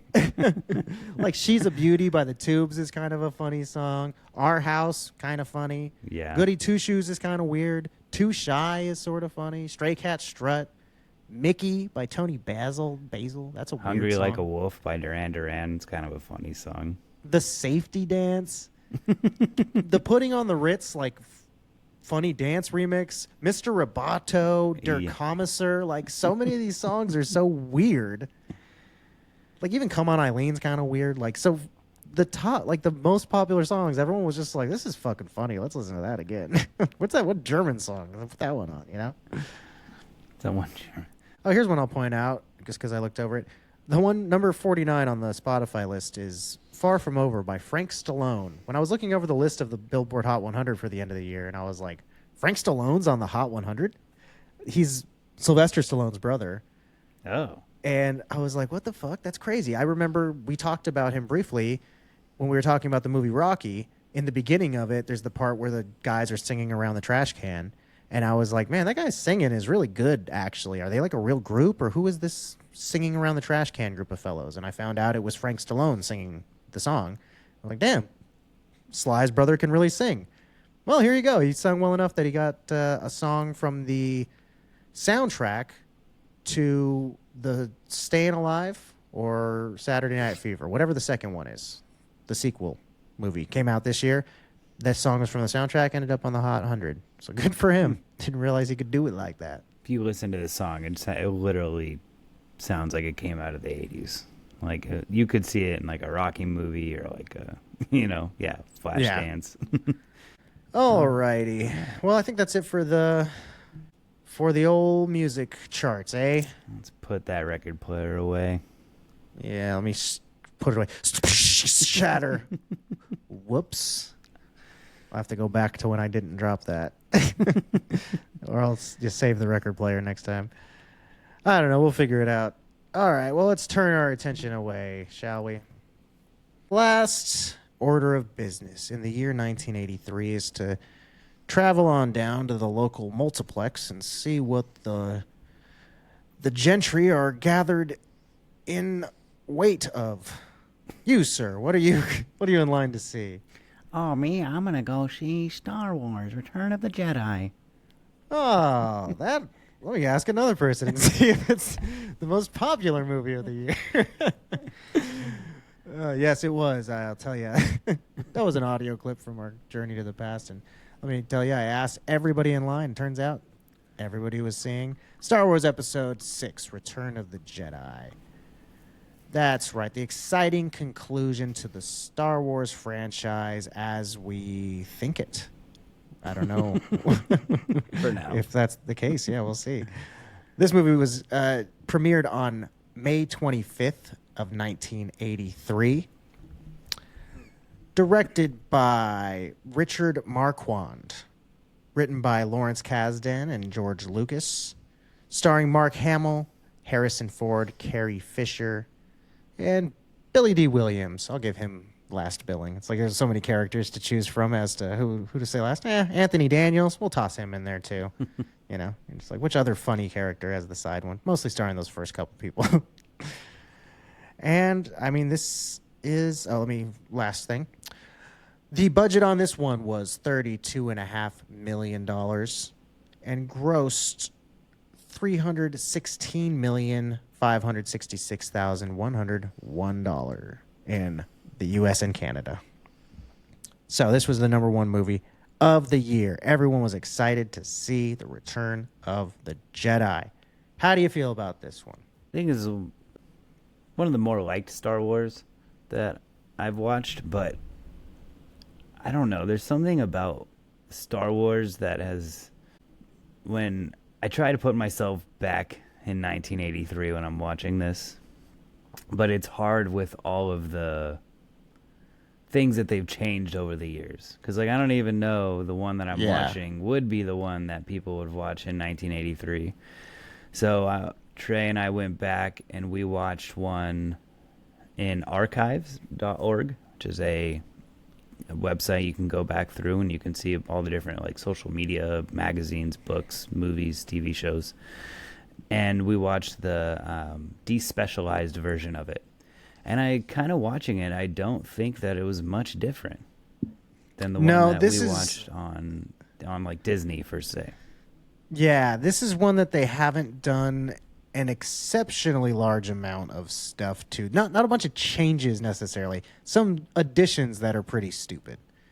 But there aren't a ton of things that they did to change anything or that like, you know, you can be that upset about. The earlier ones, there are just some stuff that is more glaring. And I guess that's the other thing too, is that like if you're watching the trilogy for the first time in the special editions, you're going to see A New Hope first, and then you see like, oh, what the fuck? Why did they add that stupid thing walking by in the beginning? Everyone complains about that. Mm-hmm. And in this one, I mean, actually, now that I'm saying all this, I don't know why this one gets such a pass, because the most egregious thing that happens in this one is the addition of this terrible jazz rock number in Jabba the Hutt's palace. Oh yeah, where they're all dancing. Yeah, and it's all chicken It's so bad. As a kid, I remember being, this is so jarring. When I was really little, we had the original VHS tapes. So like I grew up watching both versions of it because I remember when we got the gold boxed special edition VHSs when they came out. That's when they started being altered. Yeah. Like before that, you got the normal version of it. So we still had the normal case. I remember each individual one, how they looked and everything, and then we had the gold one. So it's like I kind of feel like I'd watch because I preferred the artwork on the original case. I don't think as a kid I could really pick up necessarily that there were differences between them, you know? But I would watch that one more because it had a cooler case. So I kind of am more familiar with the original version, I think. But then the one on Disney Plus has even like a third round of alterations that I like, the Hayden Christensen being added as a ghost at the end. Yeah. That's something that they've added in now, obviously, because in 1997, when the VHS tapes came out as the special editions, obviously the Hayden Christensen, he would have been like 5 or something. I don't know how old he was, but he was not Anakin yet. So he's obviously not a part of that.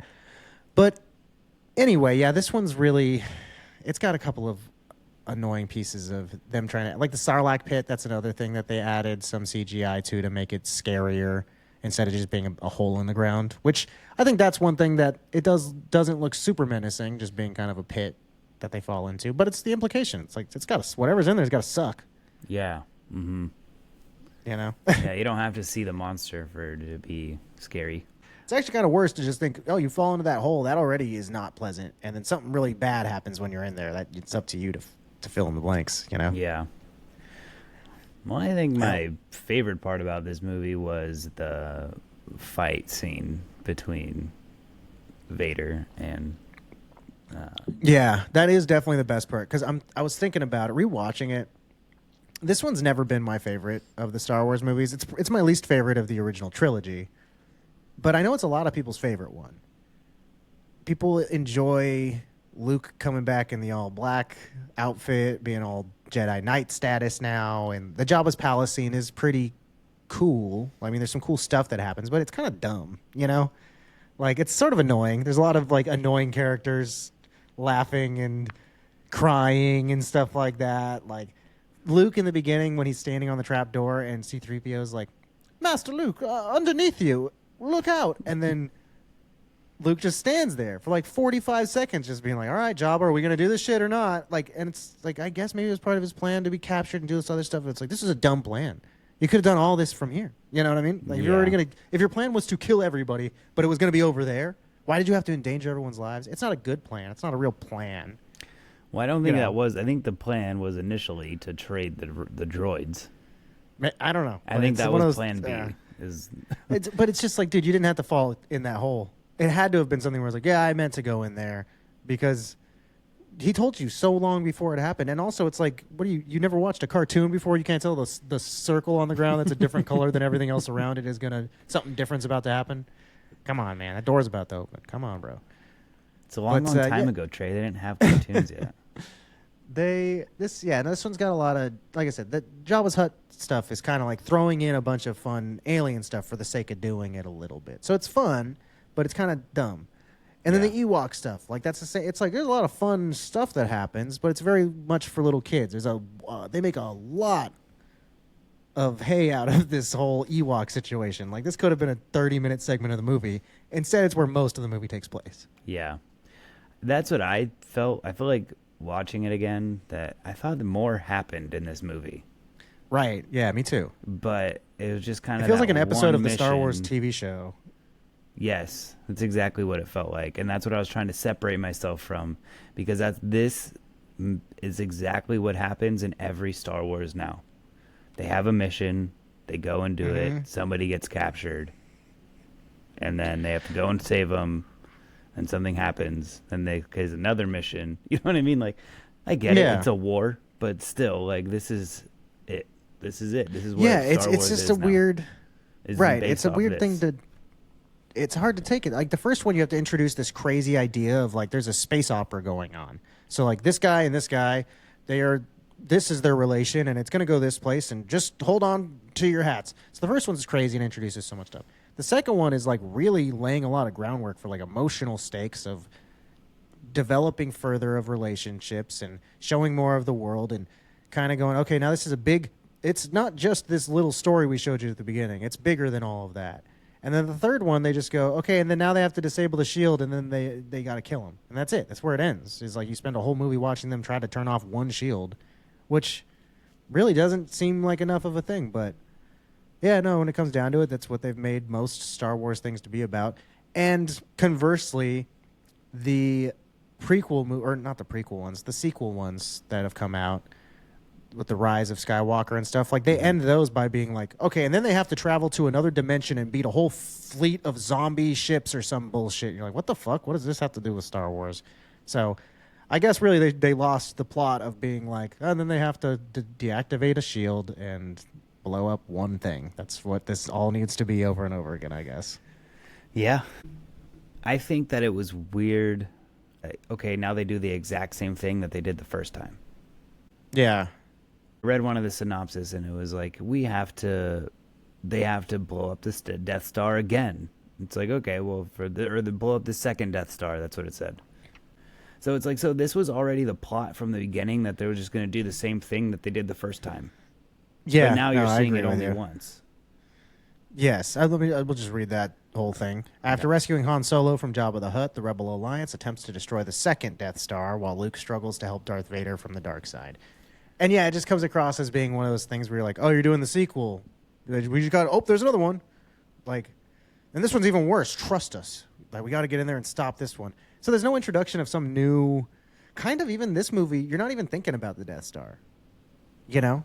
It's not like this big, terrifying thing that you're being, oh, what the fuck is that thing? They got to destroy that. This one, you're just like, oh, yeah, there's another one, and whatever. There's some shield, I guess. It kind of feels like a plot point from another movie. It feels like all of this stuff should happen in the second one or something. Yeah. So I kind of, when I was watching it, I was thinking during it, I always have a hard time separating out the third one and what happens in it. Because I guess I kind of feel like those things happen in the other movies. You know? I feel like everything that happens in this movie has happened at some point again in a different Star Wars. Yeah, I guess it's sort of the whole thing about Star Wars in general, though, when I'm thinking about it. It kind of feels like Yoda's in the first one when he's not. You know, he doesn't show up until the second one. So that feels weird when you watch the first one. You're like, oh, yeah, Yoda's not in this one. And then in the second one, you're like, oh, yeah, this isn't the one with the Jabba the Hutt or the Ewoks stuff. And you get to the third one, and it's like, oh, that's what's in it, I guess, is Jabba the Hutt and the Ewoks. But it's just that it feels like two parts of two short things in a bigger story that they just make out to be the whole story. Yeah. I don't know. It's a good way of putting it.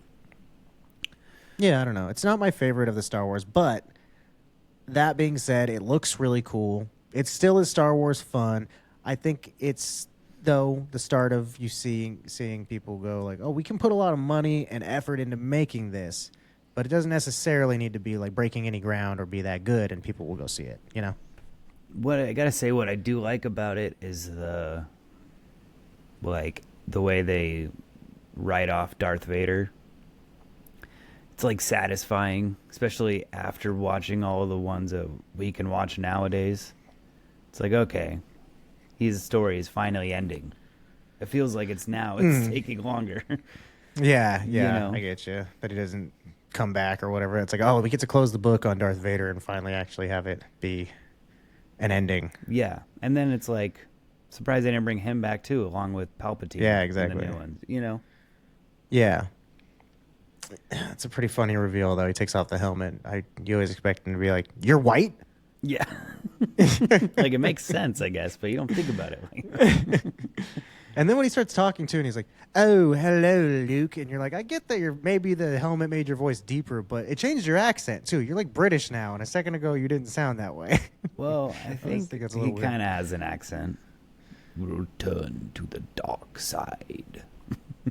I don't know. It just sounds like he's trying to be evil. I don't know. I never thought of James Earl Jones as trying to sound British.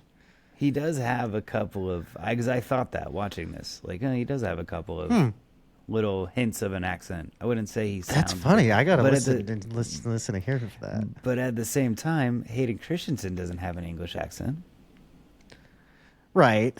That's so funny. I was gonna be like, yeah, not everybody has the same accent as their parents. It's like, yeah, I guess he was raised in a different part of space. Yeah. I mean, where is he from? Naboo? I suppose nobody on Naboo has accents, but also they're not like Nebunese people. Wait, They're weren't they slaves raised from on the wherever same they planet? from? No, because he's from Naboo and Luke is from Tatooine. They just have similar lineage. So maybe the people of Tatooine don't have They just accents. both happen to be desert planets. Yeah, exactly. So that's why he was able to survive there. There's similar conditions to what he would have in his natural habitat. Wouldn't that be funny? Fast. That should be a part of like Star Wars that they never talk about, where it'll just be like, well, we got to go to Hoth, otherwise we won't be able to save Princess Leia. And they're like, I can't go to Hoth, kid. That's an ice planet.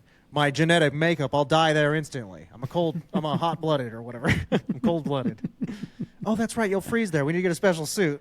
It's just like wherever planet you're from. That's That the only sounds bearing it way has. more realistic than being able to go to Yeah, any no, it would planet be. you want. Yeah, like everybody's like, yeah, okay, everybody speaks the same fucking language, sure. Nobody needs oxygen masks or anything else like that. None of that, but it's just like at least make it be, yeah, your like temperature or something, you know. Yeah. All right, well, we done with Star Wars? Yeah, what are you gonna rate it? What's our ranking system today? Out of 1,983 dead dads, what do you give Star Wars Episode 6? I'm gonna say like a 1,295. I was just gonna say 1,200. I was Dead about to dads. come out of my mouth. I was gonna say I don't like the idea of us influencing each other's votes. I just feel like, well, we apparently always have the similar opinions, because it's not too often that one of us would be like, oh, I was gonna be an 1,800. I can't believe you were only 12.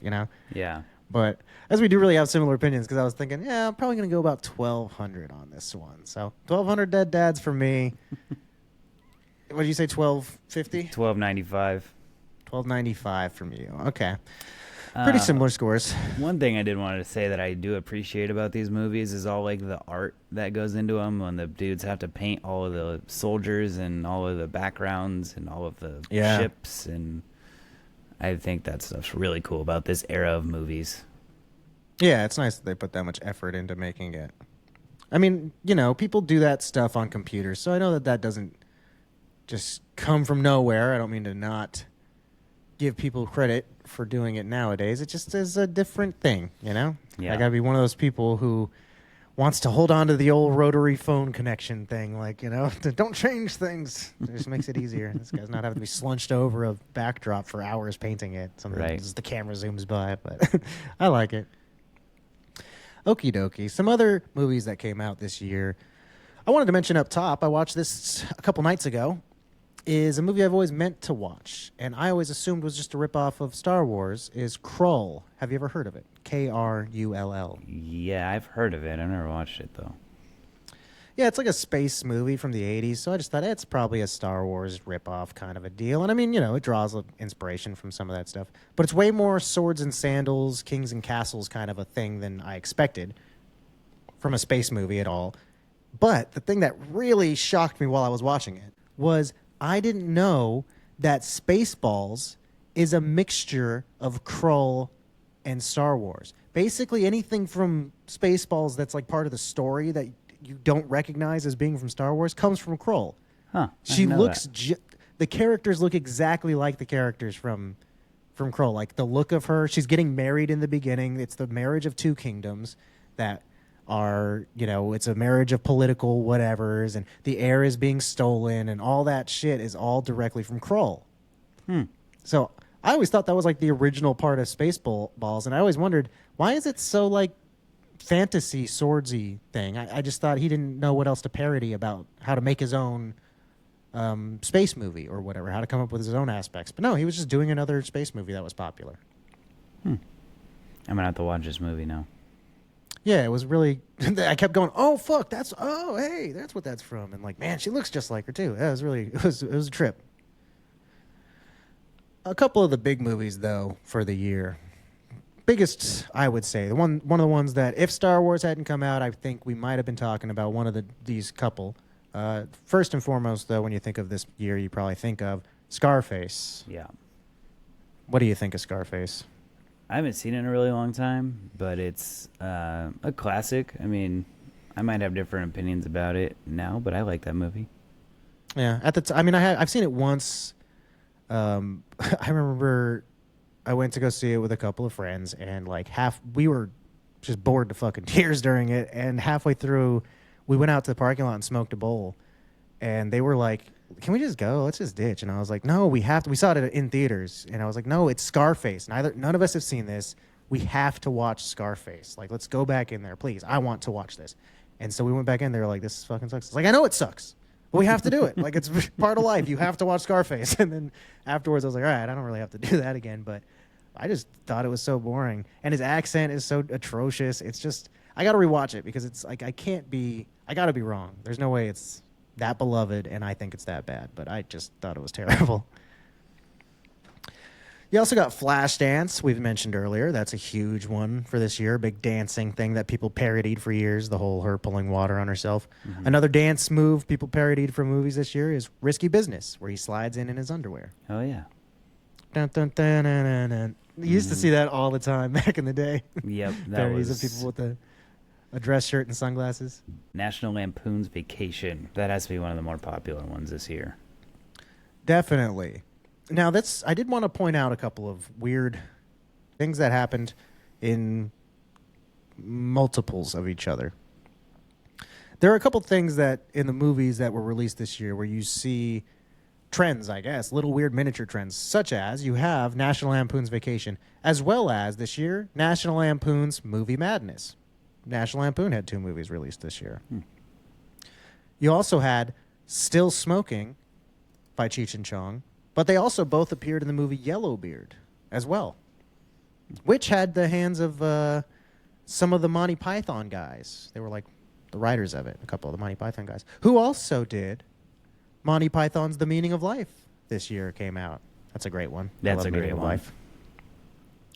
So, yeah, a lot of these weird little...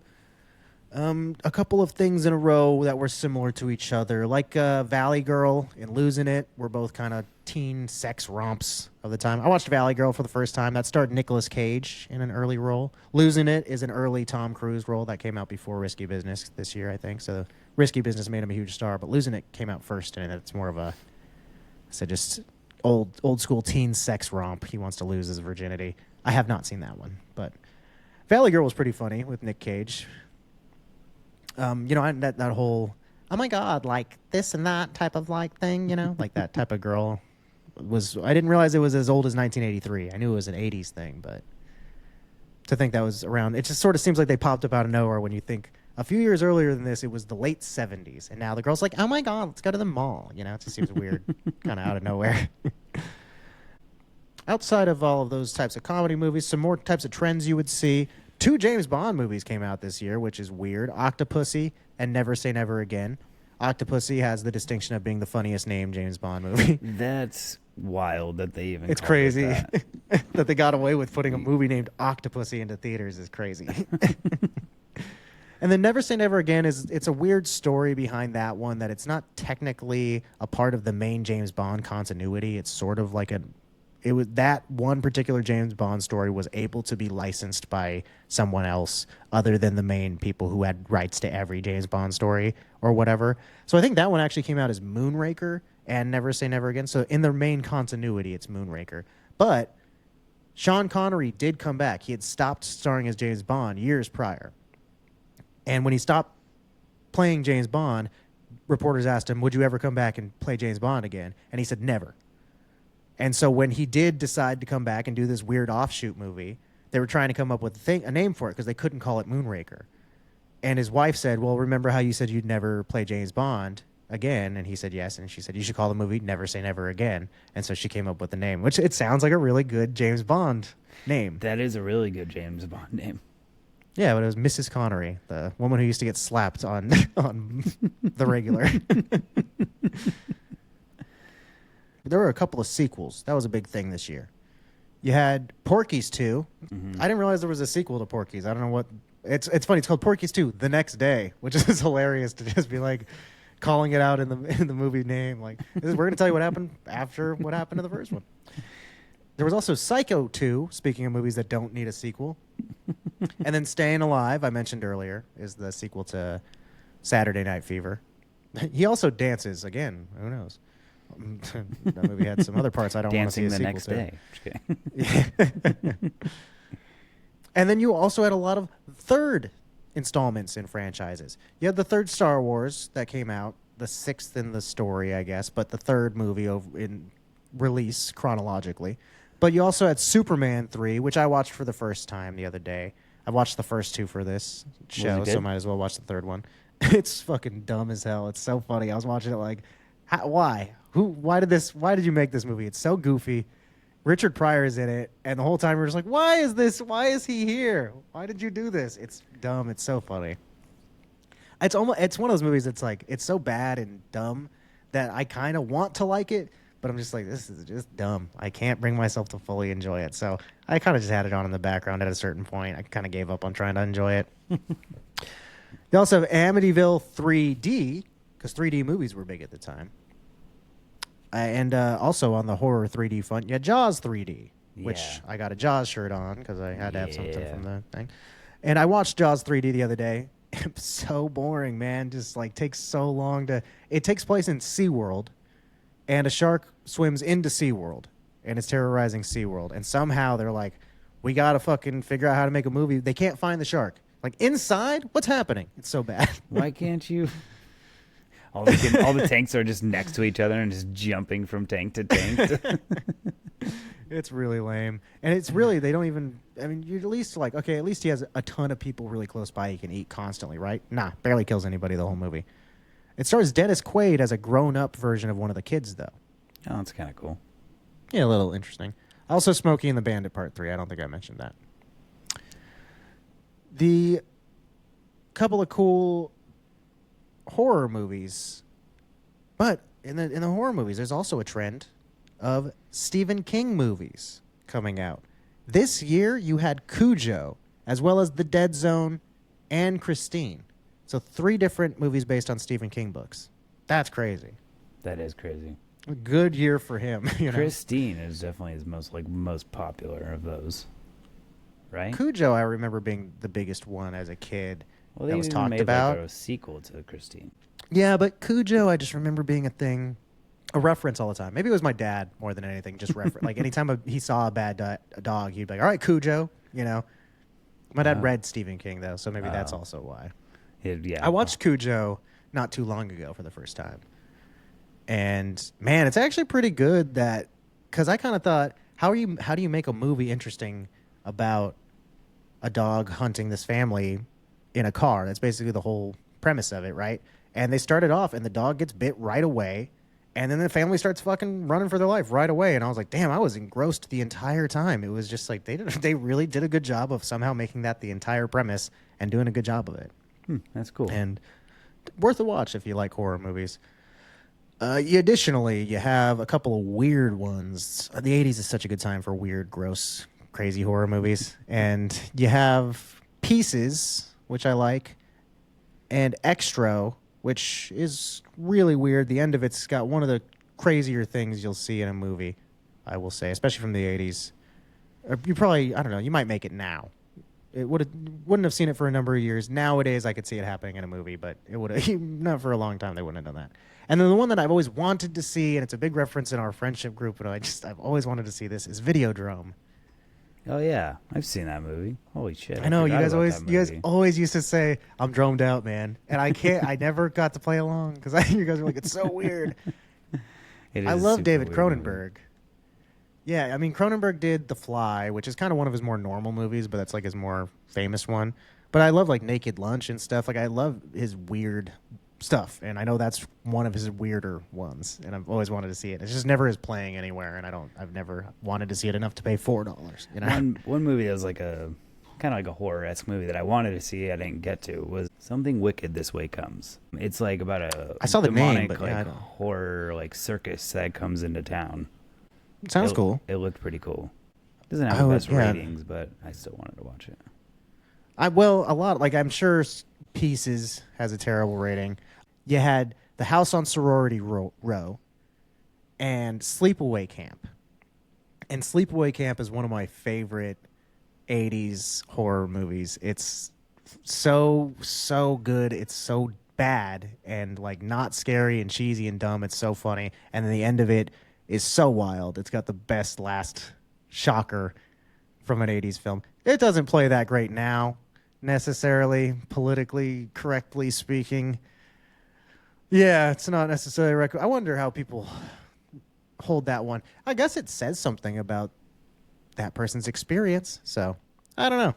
I'll have to watch Look into it yourself. Do your own research, people. Don't just let the internet tell you what to think. Or that guy, he likes Sleepaway Camp. He's a fucking terrible person. You decide if I'm a terrible person for liking this movie. And then finally, let's end off on a couple of Christmas movies. A Christmas Story came out this year, an all-time classic, as well as Trading Places, another classic for me at Christmas time. Yeah. I didn't know that Trading Places was originally written for Richard Pryor and Gene Wilder. That's what I heard when I was doing some research. I didn't know that either. That'd be a cool movie. Always anything that would have them in it, I'd like to have seen, you know? Yeah. Again, it's sort of like the same thing as when we talked about Blazing Saddles, where I'm like, I'm happy with Cleavon Little, though. Trading Places is, it's pretty classic the way it is. Yeah. Oh, last movie I'll say something about here is Fire and Ice.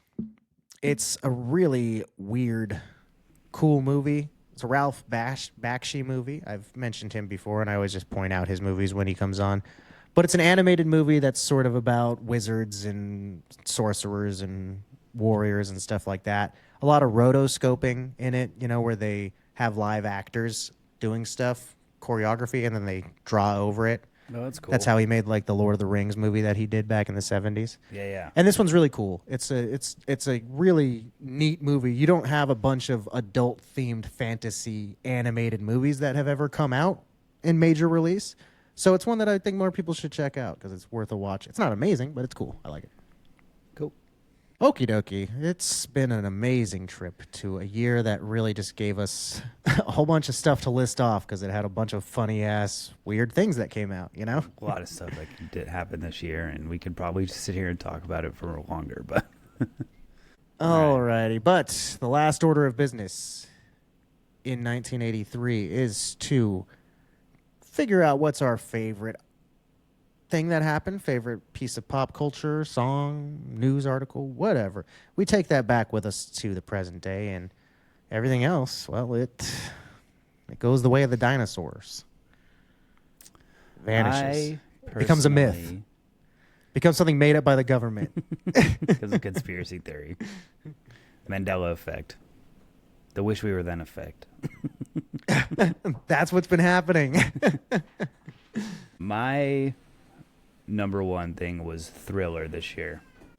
Oh, really? You're saving Michael Jackson's work, are you? Music video. Okay. It's a really good... the whole album is a really great album. I wonder what would happen if it wasn't the number one selling album. Because it would have messed up the charts for the next 40 years. Yeah. If it didn't exist, Because it's always been there. So there would have been a different album on there every single year. Man, that's crazy to think that every year there's somebody who was just at number 201 was like, if Michael Jackson hadn't come out with Thriller 35 years ago, I would have had a top 200 album this year. Damn it. Now, the music video is what I wanted to say, though. I love that music video. It is a good music video. I'm going to save the video game Dragon's Lair. I haven't played it since high school. I remember it being really impressive and cool. I talked it up a whole bunch, so let's get out there and all work on this. I don't think we've saved any video games. I until saved now. The Simpsons, I think, or... Oh, yeah, okay. Yeah. So you have one to go and play mindlessly, and then another one that if you don't want that, you have to get really good at this other one, Okay, 1983, you've been a real gem, and we're going to miss the hell out of you. I know what I'll be thinking. I'm pretty sure I'll think the same thing. Shall we? That we wish we were there. Wish we were then.